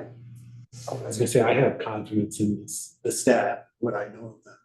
So I agree with Councilperson Schwartz. Trustee Stelter? I'd like to appoint the attorney as well, because if we fail to appoint the attorney, we may have a gap here until we get the RFPs in. And as far as this is a housekeeping item, we do have staff and trustees that look over the finances as well. And I suggest that perhaps you should be on the finance committee. And that would give you confidence that the money was spent the way it's supposed to be spent. So I would right now, be it, I'm leaning towards approving this entire resolution as it sits. Trustee Valentine, any comments? I agree. I've confidence. In the staff. Trustee Brunner, any follow-up comments you'd like to make? Well, just one observation that we've had people on the finance committee all along and they had no idea what was going on with finances. When someone hands you a sheaf of receipts and a check stub and you think you understand what's going on with the books, you may be wrong. If I might, it seemed when we had our interim Klusmeyer, she had mentioned that very often the administrator will be the treasurer, and I've seen clerks be the treasurer. And for me, it's never been really clear to me, the treasurer position, quite honestly. We've never budgeted for a separate position, which would have to be a budget decision if we were to go the route Trustee Brunner had suggested, which was to hire a contracting firm to be our treasurer. But I feel like there'd have to be a lot more discussion of exactly what the treasurer's purpose is, because it seems like it has never been a strong position at all. So given all that, the one thing we might consider is whoever is on the finance committee ultimately to decide it tonight, that might be the opportunity to sit down with Administrator Wynn and go through the, as a matter of fact, I had found a draft copy of the finance committee's duties, which I shared with Administrator Wynn today, and I will email it to him, to look at those duties, because the way those duties are set up, it looks to me like you would have much more confidence as a finance committee person to understand what is going on with the finances now that we have a cell and a budget that we understand. We were in a very bad place up until 2 years ago, or a little less, or until we had our interim, because we did not know what we did not know. And I feel much more confident now with the staff and with the trustees. And me personally, I know a lot more than I did.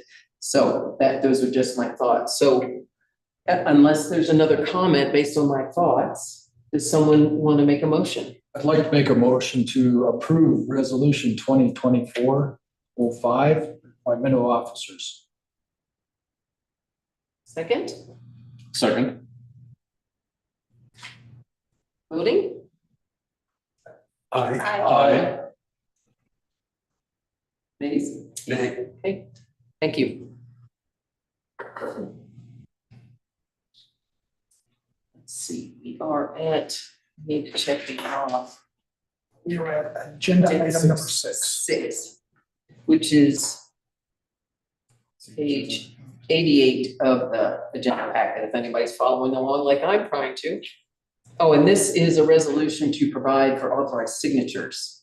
Speaking of these things, and the resolution is Stefan or Sam and myself or Trustee Valentine will each, they'll have to be a signatory from item 1 and item 2, if I understand this correctly. So this also has to be voted on as a resolution. Do we have any comments from the audience? Seeing none, any comments from trustees? Okay. With that in mind, would someone like to make a motion? I make a motion to move forward with resolution 2024-06. Thank you. Cody? I'll second that. Oh, sorry. Now, who, how do I say it? How do you say it? All in favor. All in, thank you. All in favor? Aye. All against? Okay, in favor. All right, moving right along. We are at agenda item number 7. I mean, yes, on page 89, and this is to appoint a trustee to the planning commission as well as 2 citizen members. Am I right about that? Yes. So, and I am the person who gets to appoint. So, I'd like to start with the trustee position. Oh, sorry. Yes, Clerk Better? Sorry, full disclosure, as I was going through and putting together your packets, so I know this is gonna surprise you that our code contradicts itself. And so another part of the code does actually say that the board appoints committee members. But whereas another one, it says specifically the mayor, so I just wanted you to know that, so if you came across it later, you wouldn't. But for the planning commission, it's clear that the mayor appoints. Yeah, but then it says all boards and committees later, so just so you know. Melinda, do we need any insight into that? Yeah, I think if the section regarding the planning commission is clear, and specific that the mayor appoints those persons, then I would, believe that's something the mayor should do. Thank you for the clarification, and thank you better just for the other committees that. Any comments from the audience? Before I start my discussion. So I want to, Trustee Bruner has contacted me with a keen interest in being on the planning commission. So I know his reasoning, but I would like, of course, to find out if any other trustee has an interest in being on the planning commission. Having spent 12 and a half years on the planning commission, I defer to someone else. Okay. So anyone else? I certainly don't want to. There are other committees to be on, but I don't want to shut anybody out of this opportunity. And the planning commission is meeting pretty consistently once a month. On the first Wednesday? First Wednesday of the month at 5:30. 5:30 here. Yes, Trustee Swartz? May I ask, when will we decide the other committees? That is next, I think. Is it? Oh, I totally missed that. Yes, it's Okay. item number 8. It is next. On that, so. And That's a lot. would it be bad to explain what committees need to be, because the agenda didn't say what committees need to be appointed to, which is the next agenda item, and I wonder if, would that be helpful? If all trustees knew what committees needed to be built? But is that bad to jump to a next agenda item, Melinda? Just for. Yeah, no, I think it's okay. Yes, trustee Burrow. No, no. Actually, Robert's rules allows you to lay this on the table and go to the next one if you get a motion for that, and then you can pick it back up. Even that, would somebody like to make a motion to lay this on the table? I make a Item number motion to 7. lay this on the table to item 8. And do I have a second? I'll second that. What was I supposed to say? All in favor? Aye. Okay, so, agenda item number 8, well, I think right now, I'm the LGD, the local government designee, based on the last meeting, which of course I'm open to changing that, but I'm happy to continue doing it. But the other committees that I'm aware of we need to fill are the Finance Committee. And we have currently a Public Safety Committee, and a Parks Committee. And Tree Board is statutory, and that already has a trustee on it, and your term is continuing. Your term hasn't changed. Yes, trustee. Brewer. There's no public works or. It's really fallen by the wayside. There was water, sewer, trash based on older committees that were set up, I don't know, 2016. And that one has never been reconvened. There was a personnel committee, which hasn't actually met since we hired our attorney and our administrator. But that's also a committee that could be rejuvenated. Trustee Valentine and I were on that during all the hiring process. But at this point, I'm not sure what else the personnel committee does. It's really fuzzy right now on the committees. Yes? Did you have public comment for agenda item 8? No, not yet. Okay. But I don't, if you have a comment, please come on, sorry. Okay, John. Walking Price Road. It sounds a little, I didn't get to this in the packet, but did it explain all these different committees and what was expected of trustees on these? So, okay, that would really be nice to know. And also that governmental affairs committee that was in place when Michelle was overseeing it, trustee Michelle Patterson, was great. They had those meetings every week and it was pertinent stuff to the community and it was like packed in here on each item.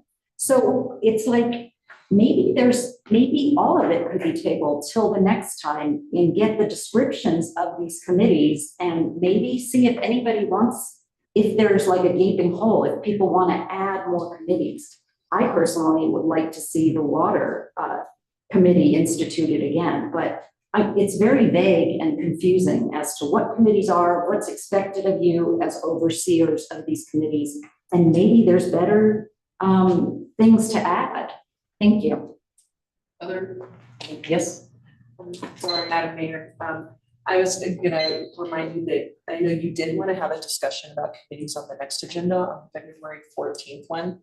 But I'm wondering what the state of our finance committee is right now. I was just gonna add, we do need a finance committee before this night is through because trustee Morgan McGinnis was here. He and I served on the finance committee. And it's imperative that we have that committee because that's the committee that's going through the disbursements, checking the spending, some bank account looking. That's the committee that would be working closest with the person that's hired as the finance person. That's a position being interviewed for at the moment, and Administrator Nguyen. So what we had to do, yes. It's really important that we have it because tomorrow checks get signed for the disbursements that were approved earlier this evening. However, doesn't the people on the finance committee do they have to go to the bank and sign all those forms? Which may not be able to be possible tomorrow? We do have enough signatories that we can cover it. Okay, because. Assistant, you're still a signatory. Yes, so you and I could do it. And let me just explain. So Morgan and I would meet Thursday before the Tuesday meeting, preferably. Sometimes it was Friday to go through the disbursements. Then you see the disbursements in the agenda packet. Then we would come back in generally on Thursday after the meeting to sign the checks. And the checks have to have 2 signatures. And I have to tell you, I really enjoyed being on the finance committee because I could see what was going on with the town. I could see what was going on with the water system. I could see what was going on with our attorney, our consultants. It's really a nice way of seeing how the money's being spent and on what. So even though it's a every 2-week time commitment to be available, and let me back up. The 2 of us had to do the disbursements, going through all the invoices and checking together, but you don't have to come in at the same time to sign checks. So if that helps, I know Trustee Bruner, it looked like you had a question. Yeah, so the resolution that we just approved, giving you, we're jumping around from 7 to 8 and back to 7 now. Let's see, for application of new changes. Right. Okay. Right. All right, got it. Just a clarification question as to what that signatory meant.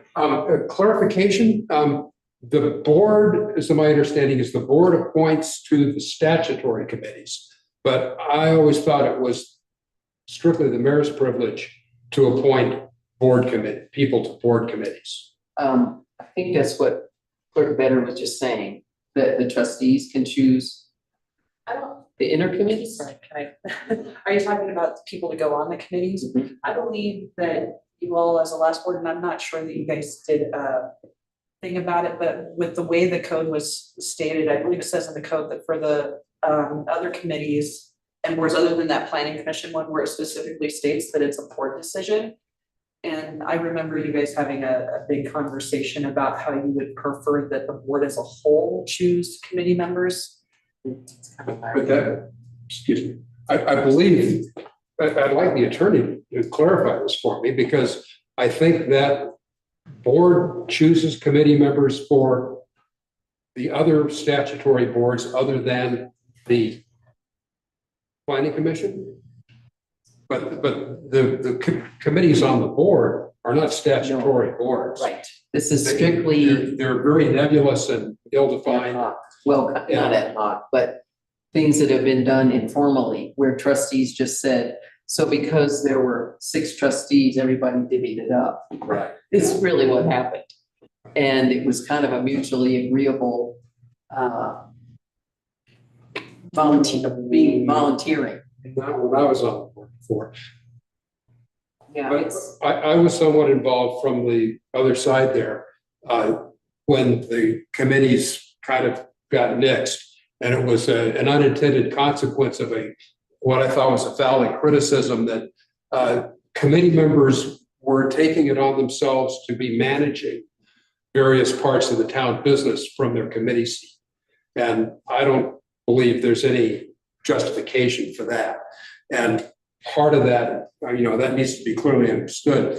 And the other thing was that the duties were ill-defined.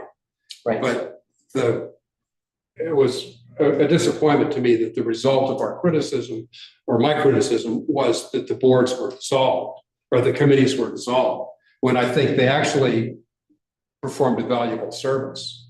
And if I might, it seems to me there was a resolution that you were looking at, Administrator Wynn, a while back on committees. There is. So you guys, in that, I think it was a resolution or ordinance, you had disbanded the water committee, I believe. And that was by ordinance. As far as resolution, I mean, I'd have to do some research. Yeah, and I don't remember. So none of these agenda items were mine. I didn't produce those staff reports, so I can't speak to them. What I can tell you is that tonight, the most important committee to have is a finance committee. And I would suggest somebody that has the time available to actually meet with us to be on that committee. Better? Resolution 1023 is the one for the rules of your committees. That I just found, and in section section 1A, it says board members will be appointed to board committees by majority vote of the Board of Trustees at a regular meeting in January of each year. Appointed members shall serve their respective committees for a term of 1 year or until such time as the Board of Trustees reappoints committee membership. Wait till January. Not for So I would also add that the finance committee, it is an integral part of our internal controls procedures. There are checks and balances. It's not like I write a blank check to anyone or anything. All of those are, if there are contractual things like utilities, things that we have to pay routinely, those are paid, they're budgeted for. If there is something where there's a budget line item where we may be coming over, we'll have a budget amendment. We did a budget amendment at the end of last year as well. But the most important committee right now is our finance committee, because we have vendors that need paid. So. And I would like to add to that, and I will just throw this out as a suggestion, that the 2 committees that, in addition to the finance committee, that have continued to meet, are the public safety committee and the parks committee. And I would like to suggest that we get that as an agenda item at a future meeting, because I think we need some discussion of those committees. And then, there was some audience that would like to see a water committee, but my concern is that their roles and responsibilities have to be very clearly defined, and they're not. The only one that's somewhat clearly defined right now is the finance committee, and I think we're going to clean that up a little with the draft one that I think we did with Leslie's help back in 23. So with that in mind, at this point, I would suggest that we look for 2 volunteers that can be available every 2 weeks during the day. And if there's anyone that would be interested in doing that, that would be a committee we do need to get set up tonight, and then we'll go back to the planning commission. No, I just got confused Trustee about whether we have gone back to this agenda 7. Are we? We're on agenda 8, Yeah. and we're not back to 7 yet. Because, we could be, but it seems like while we're here, if we could get 2 people to volunteer to be the finance committee, that's. Well, I agree with the audience. member who suggested that the responsibilities of the committee members should be better defined for us before we volunteer. I have to tell you, someone needs to volunteer, and it's not that big a deal, other than your time sink. Okay. And the ones, you know, the drafted ones just never made it back in front of the trustees. But I can tell you, as having done it for the last 2 years, it's a really important role of checks and balances, and you learn a lot, and you have to be available during the day. Was that during the public safety committee? We're not going to do those tonight. Oh, okay, that's what I was. Oh, I'm sorry. wondering. I didn't understand. Yep. I will volunteer to be on the finance committee. Thank you. Trustee Schwartz. Do we have a second person who'd be interested? I already stuck my neck out for one. I want to give everybody else a chance. And I'm not available during the day often enough. I'm still fully employed with EMS and I can't give that up. Okay. Point flip? Yeah, I guess, like, I'm not sure that trustee Bruner couldn't volunteer for the finance committee and, oh, that was. Well, that was a suggestion to be more informed about That the was- treasury, that but. was somebody else's. Right, someone else's suggestion. So we're looking, but we're trying to see if the mayor can also serve on a committee. If it's something that you're interested in doing. I don't know. Well, the mayor pro tem, sir. Right, Mayor Pro Tem, yeah, that's why I'm like, flip the coin. And I have to tell you, it's probably the most active committee where you learn a lot about the workings of the town. Yes, trustee Stelter? And this, because of your concern with the finances of the town, I think you'd be a fine member for that. And I think it's probably where you would fit the best in this. The finance committee really does show, you find out everything that goes on in the town. I've served on the finance committee before, and I unfortunately do not have daytime available anymore. I push it sometimes for the meetings, but I've given Tuesdays for town business, and that's about as much as I can do. And I'm going to be on a committee or two coming up, so that's how it's going to be. Trustee Schwartz? Mayor Smith, because you have served in this role and we also have a new trustee to be determined coming on board, would it be something that you would be willing to mentor me for a bit because we don't know what the skills are of the next person who's coming in. Perhaps they'll have a strong finance background. And so I'd like to give us a little bit of time, but I know that we need this. So if it's something that perhaps you and I could serve, I would continue. And then once the next person is appointed, then we can determine if you want to continue, or perhaps the other person. And the question was, can the mayor continue to serve on the finance committee? So they're advisory in nature. They're not making decisions. I don't see an issue with it. I don't know if legal has any issue. Yeah, I mean, it looks like it can be any member of the board, so it could definitely be the mayor, should you so desire. I think that's a great suggestion, and I'm happy to do that. Okay. So do we need a motion? Yes. I don't think so. You appoint. No, not for these committees. That's the next one we're going to. I'll make a motion to appoint Mayor Smith and Trustee Schwartz as the Finance Committee temporarily. Does that work? You amend your motion to include next that will be seated. Okay, I'll make amendment to that motion. It'll be temporary until the next board member is seated. With a second? Second. On the amendment for the first. Oh yeah, which one was that? Second on the amendment? I don't think it had been seconded. Oh, okay.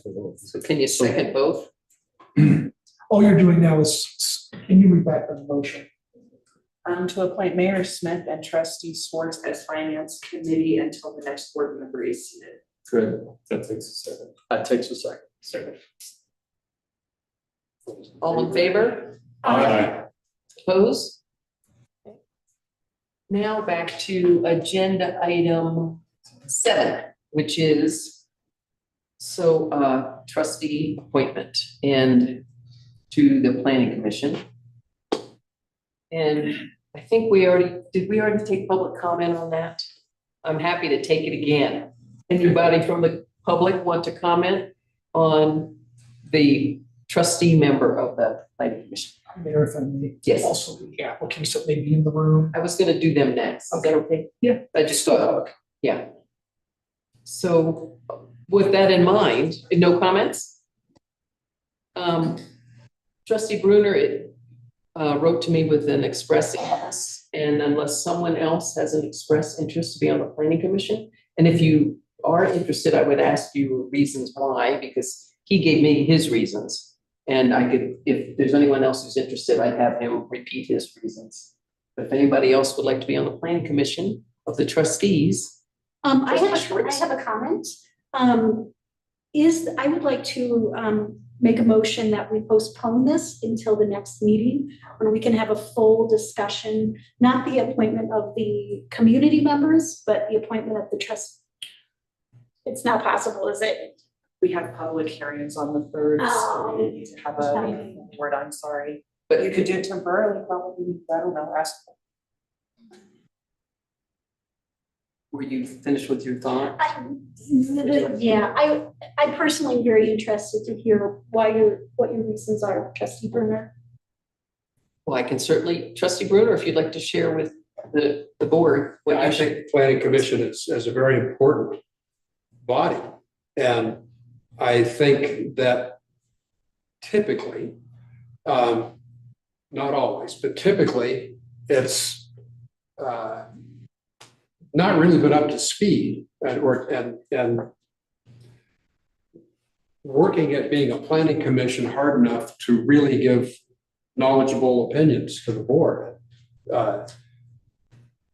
I would be advocating, I mean, be only one member of the board, but I would be advocating for regular meetings and some serious study of our regulations that we are dealing with as the planning commission and as the board. And so I think there's a commitment to tuning it up, trying to do better there. I'm willing, anxious to take that on. I think it's whatever regulations we've got, we should be conversant with them as planning commission and hopefully as a board. And, it's like I've been to planning commission meetings where somebody makes their spiel for something they want approval for, and the planning commission goes, well, do we like that or not? And I'm sorry, that's not what we're supposed to be doing. This is fit the law. And so I'd like to move us in that direction. Thank you. Any other trustees have any comments? Well, with that, I will appoint Bill Bruner to be the trustee to the planning commission. And then I know we have Pete McCarthy here and Lynn Howe. Lynn has been an existing board member who expressed an interest in continuing. And Pete McCarthy, who spoke at the beginning of the meeting, is a new, someone new from the community who also has expressed an interest. And Steve Clisette, an existing board member, also expressed an interest. Do we need, well, here's what I'd like to do. Lynn, would you come up and just describe your work on the plan commission and just your reasons for wanting to continue? And I'll have Pete, I'll have you come up and do it again, now that we're at this part of the agenda. Thank you.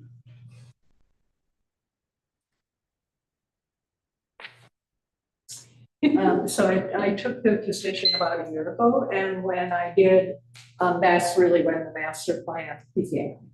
And so I expressed an interest in continuing in order to maintain a continuity. I do have, I actually have to agree with Trustee Bruner on the fact that I have some concerns about how the planning commission is set up and educated. I'm not a city planner, I've not worked in legislative endeavors or government. I have a corporate background, I've started several businesses, I have a good background for decision making.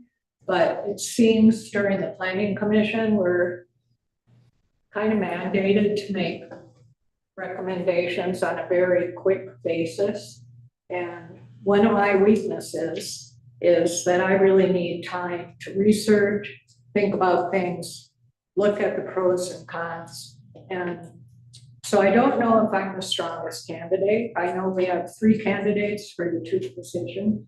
So I would really like you to consider the qualifications and be clear who you look towards. And I do think it's like you take John Doe citizen and you say, okay, do you want to be on the planning commission? It's like, okay, nobody else is stepping on my will. And then there's this huge learning curve. And it's even after a year, I'm still learning and trying to do enough research to make some good decisions, but I think it's a difficult position for a citizen to be in. Mr. McCarthy, would you come up and tell us a little bit about yourself and your desire to be a part? Yeah, well, my desire to be part of the planning commission really just stems from the fact that I love this town. My family and I moved here 3 years ago, and we plan to make it our home for the rest of our lives. So I see what's going on with planning, with short-term rental regulation, with ADUs. All of these I have a very keen interest in. I think there are a lot of creative solutions that can be made there. And I also understand that there is a steep learning curve. My background is in dealing with steep learning curves. I deal with really complex technologies. So I've been building early stage startups for the past 25 years, ranging from multi-billion-dollar companies that I was an early employee of.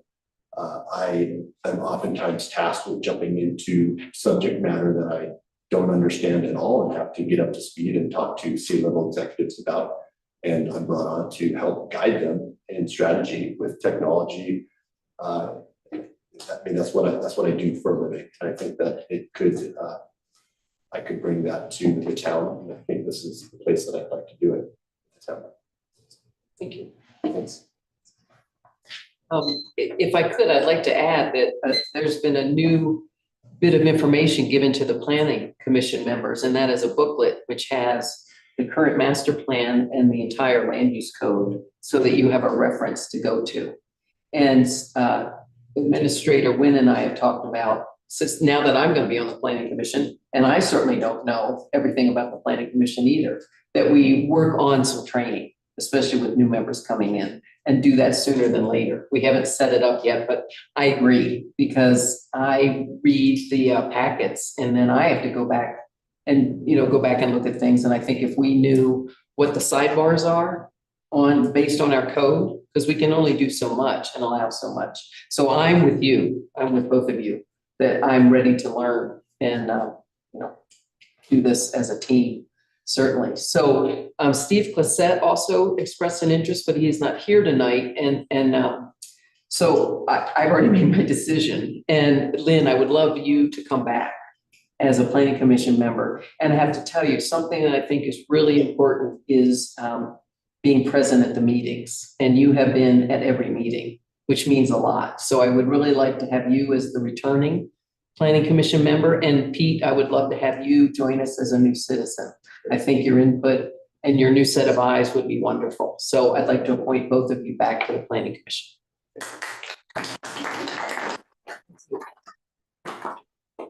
Appoint you back and appoint you new. And now, what can they expect from the town? I know Lynn has already have her booklet. Is there a book for Pete? And you'll take care of all that. Thank you. I got a book for you. And then we'll. I've got one, Joe. I can send you the. Yeah, that's good. Yeah, we like paper. I like paper. All right.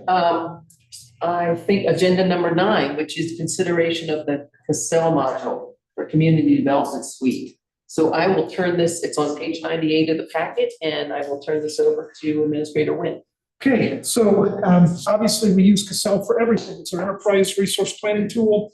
Everything that we do goes into that system. So if there's any notes that we receive from residents regarding their utility bills or any changes made for like a home sale, all of those notes are kept within that ERP system. It also is our book of records. So all of our chart of accounts, our general ledger, it's all in that system. As a part of that, we also are using a lot more building permits, or at least, let me explain that. We are issuing building permits, plan reviews in town now. We're not relying on our third party to work with individual applicants and try to compile that information.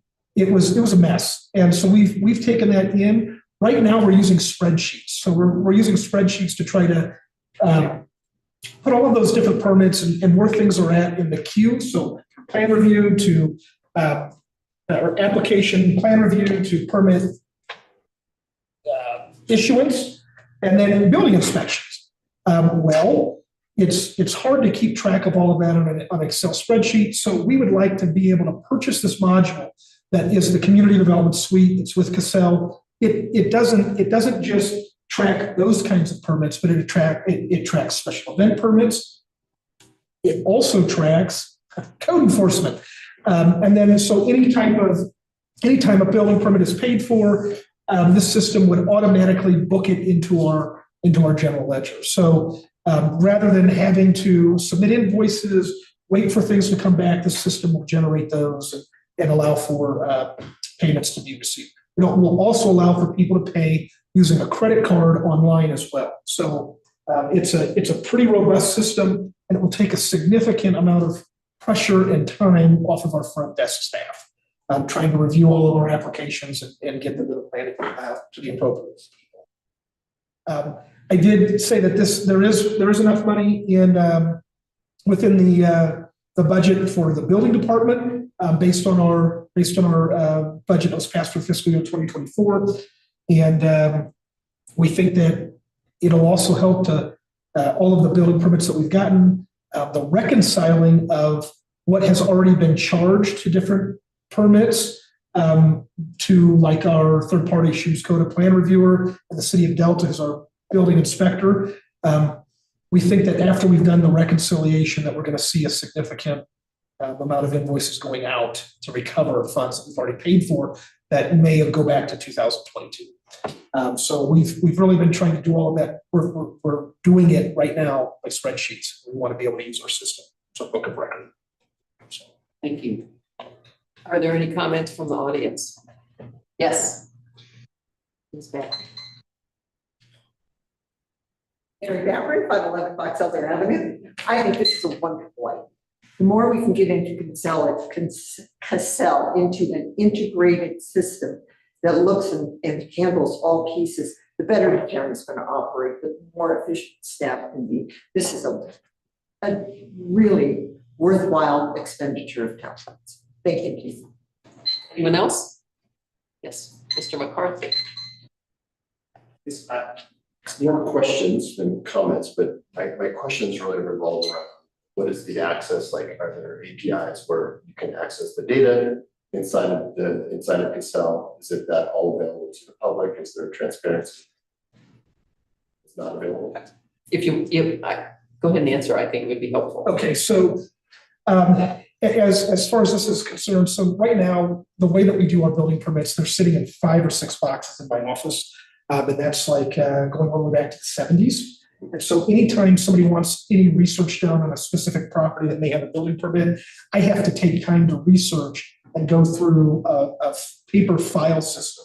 What this will allow us to do is we'll be able to take all of those building permits and put them into our system. So if I want to recall information for 211 on Oregon, it's just an address like picky. I can go back and see all of the building permits, certificate of occupancies that have been given for that particular address. As of right now, can't do it. As far as open to the public, it's not open to the public. However, the public can make a core request, and it would be a lot easier for us to recall that information than what we go through right now. Thank you. Anyone else? So with that, any comments from trustees? Oh, sorry. Is this Trustee a Stelter? one-time charge or is there an annual fee? So this is the one-time charge to get it up and running, and then to take 30 active permits and really put them into the system to show us what it looks like to be able to put more permits in the system. And then there will be an annual service fee that's tacked onto our normal Cassell bill. We have an idea what that is? $4,700. Okay. Oh, sorry, trustee Bruner? Sure. So I would feel better if I knew reading the proposal there, there's a lot of ifs and wherefores if the town does this, or if we have to do that. So I don't feel like it's a complete cost picture. I'd like to actually know how much staff time it's going to take, how much of these tasks the staff is actually going to be able to do versus Cassell do at their rate. And so many questions pop up. Mr. Reardon worked completely off the computer for his building permits. And now that's a paper in a box? If you don't mind answering. Yeah, so he didn't. So he did request like planning, like drawings to paper in times. And so comments were made on those as well. He did ask for applications to be digital. What we found was that since about 5 years ago, Shums Coda had implemented a digital plan review process that we never implemented here. Shums Coda, the third party. So they had implemented a digital plan review process, and we never implemented it here. So we have implemented that now with our third party, and that those plan reviews are going a lot smoother. As far as staff time is concerned, that's really a personnel issue that's in my bailiwick to determine. And I think that we can easily integrate this pretty easily using both myself and our front office staff.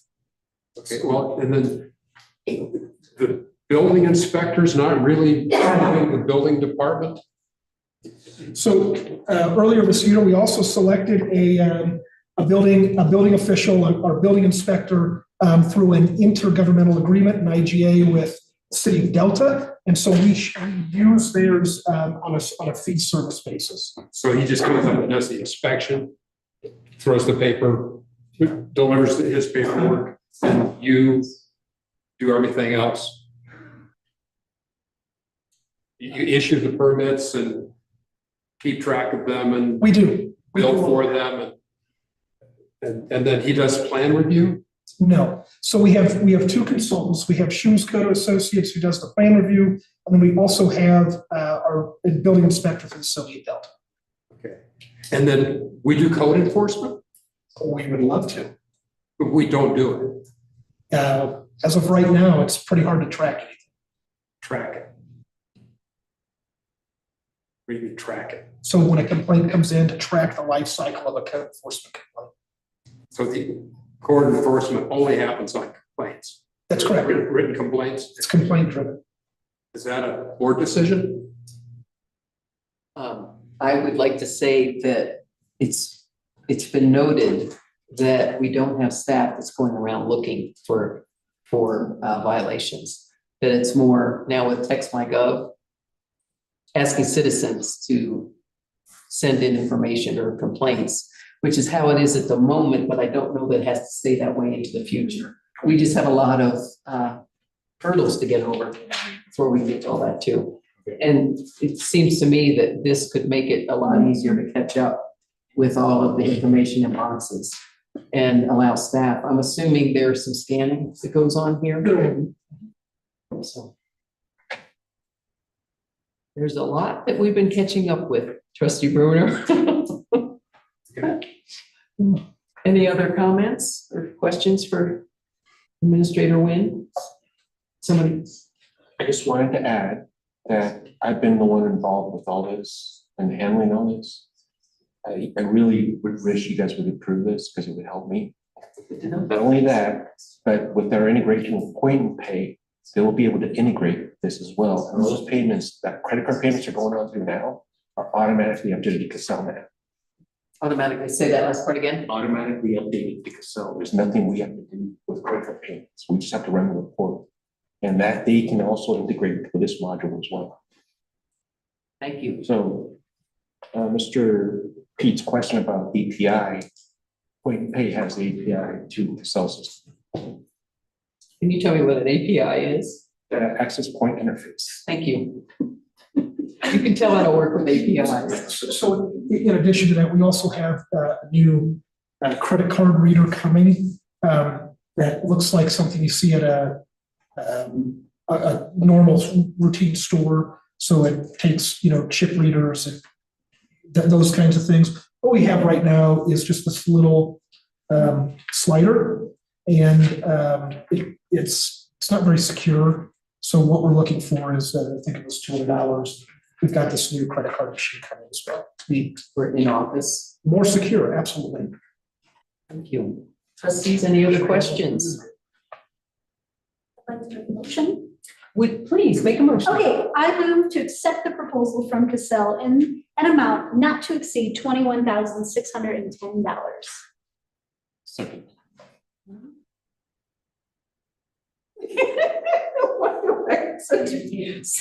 All things in favor?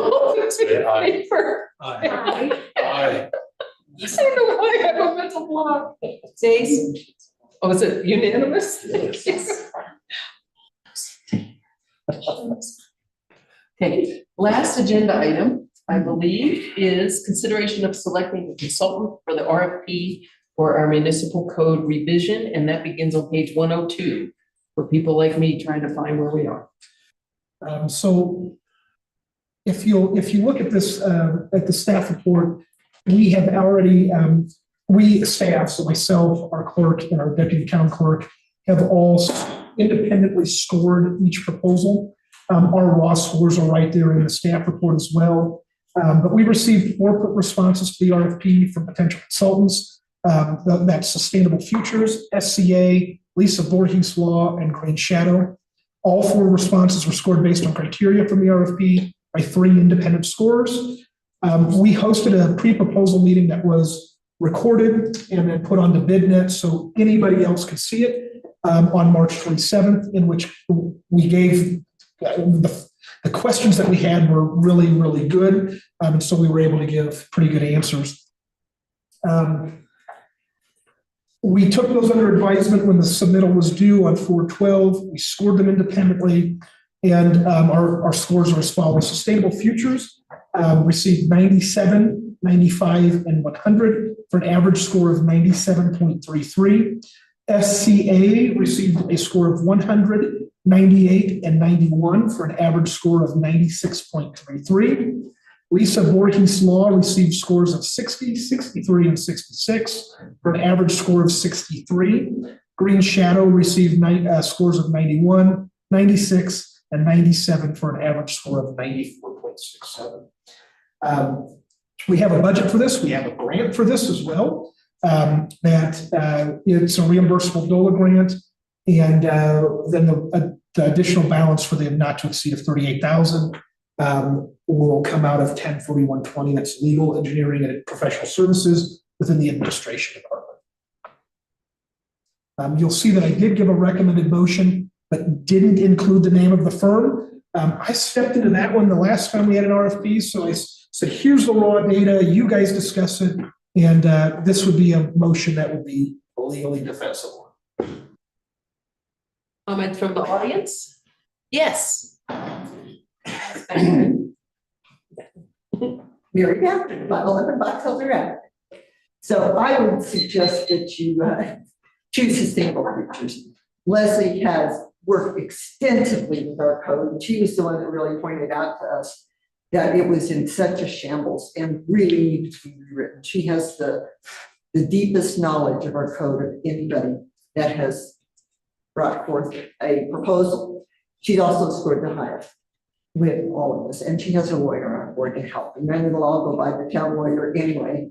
her final revisions and then come to the board. But I think she's got the deepest capacity to be able to do a good job on this, a quicker job on this, probably because she knows what's been going on already and will be able to do a better job than the other firms that have submitted. Thank you. Thank you.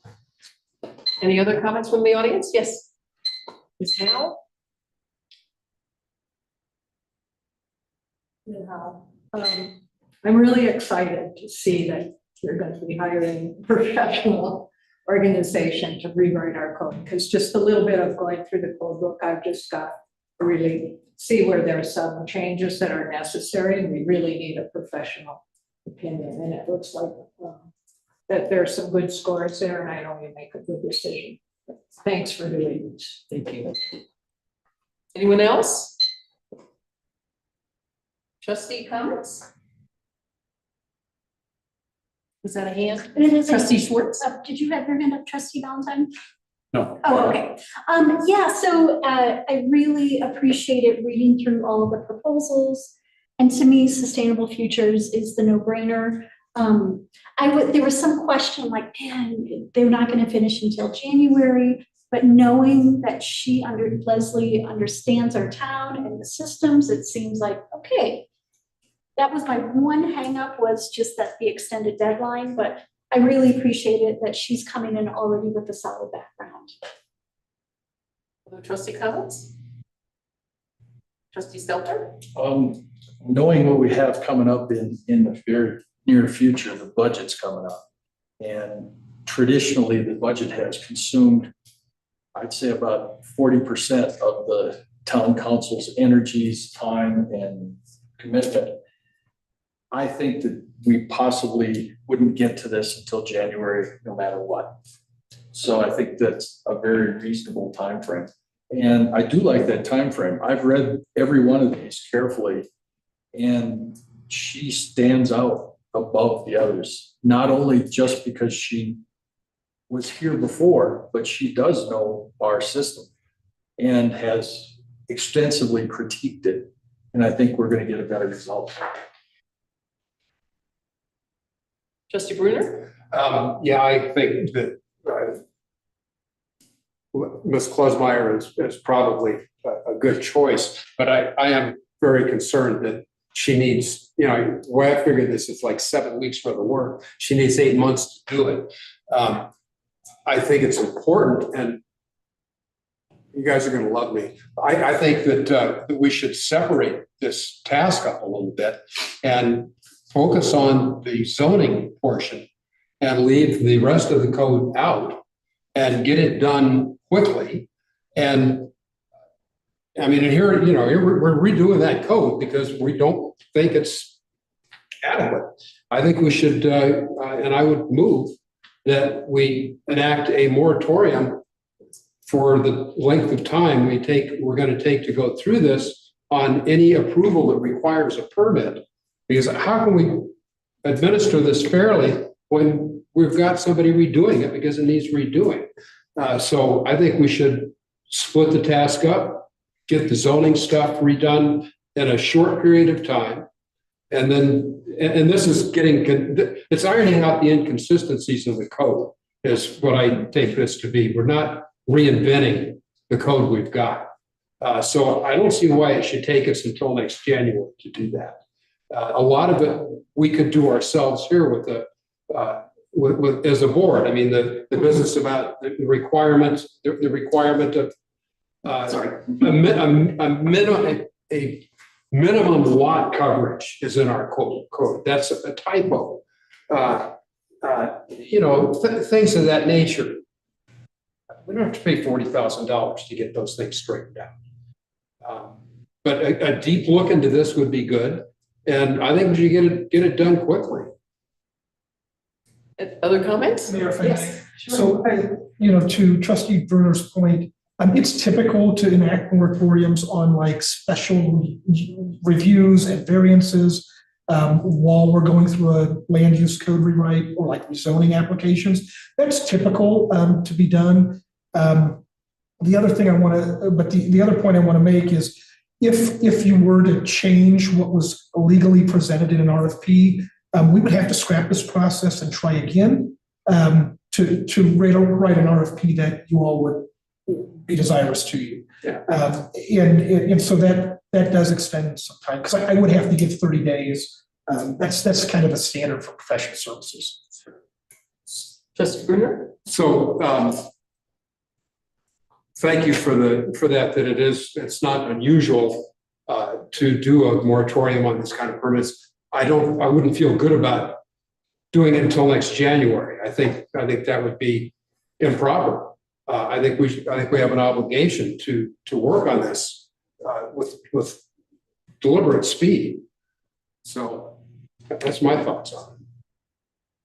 Trustee Stiltner? I'd like to point out that the code disaster we have now was done by the town board.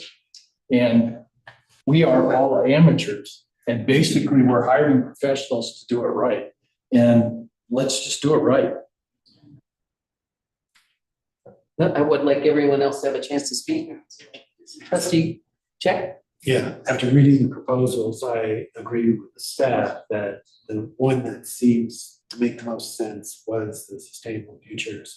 And it seemed like one we should adopt.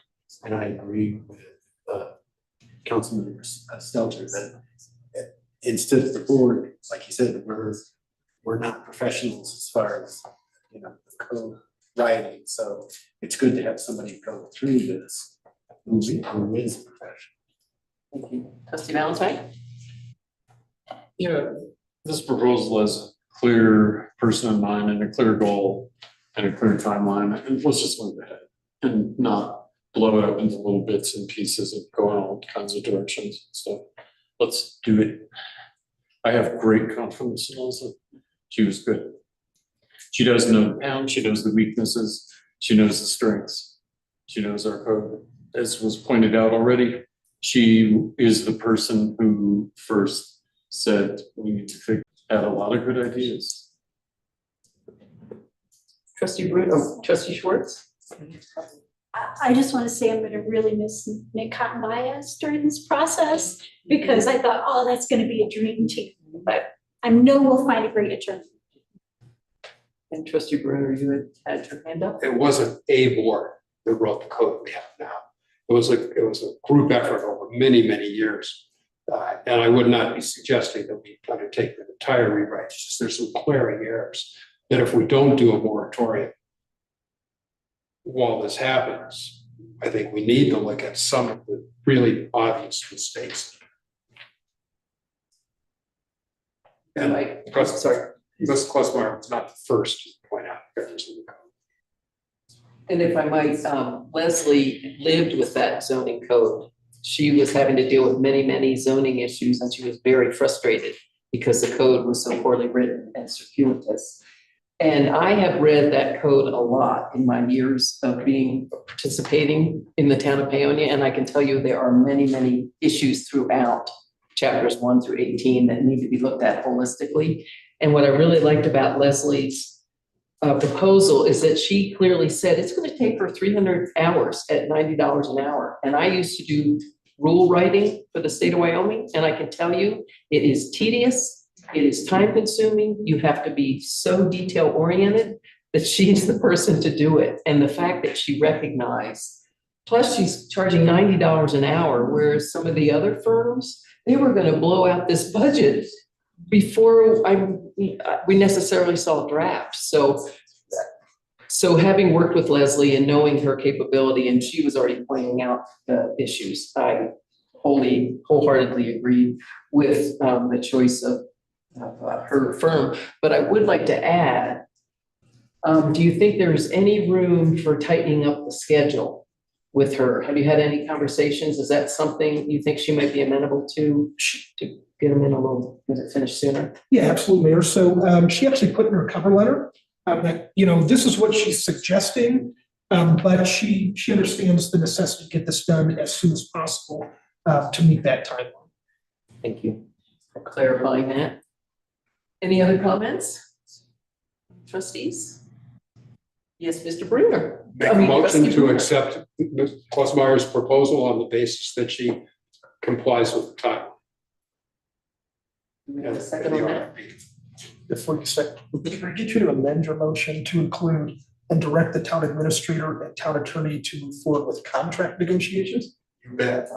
But are you saying, but I want to just clarify, are you saying that she has to meet that October timeline? Yes. Do I hear a second on that? Yes? Can you have her read back? the motion? Sure. Better, you would? I was speaking short, so.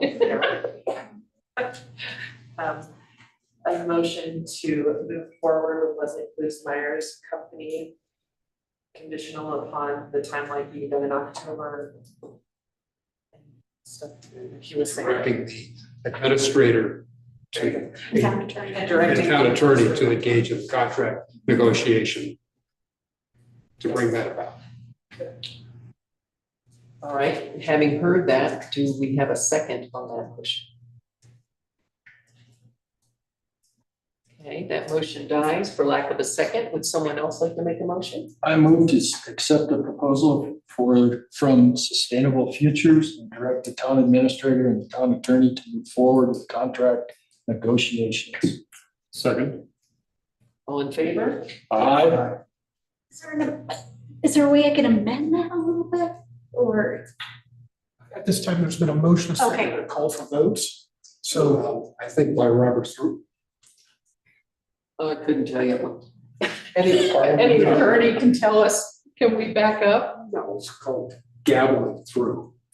When someone wants to make an amendment, I believe Robert's rules suggest they should be heard. They should be heard. Yes.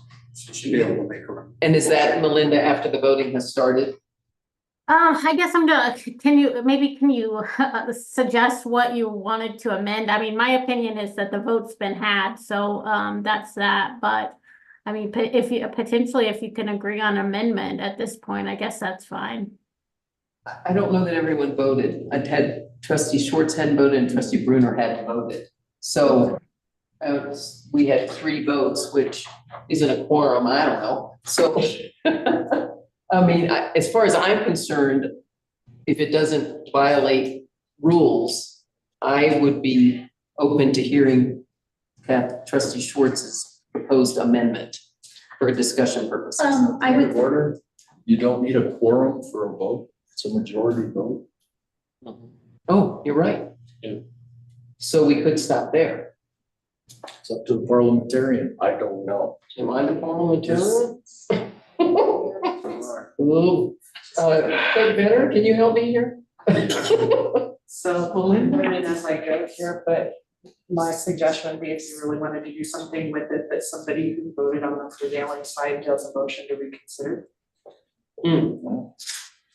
So that would be any of the 3 aye votes? Yeah, I'll make a motion to reconsider. So we need a second on that motion? Second. All in favor? Aye. Is that unanimous? Yeah. Okay. Okay, so Trustee it's Schwartz. very, I think it's very simple, but sorry, that took all that for this, but we're learning things as we go.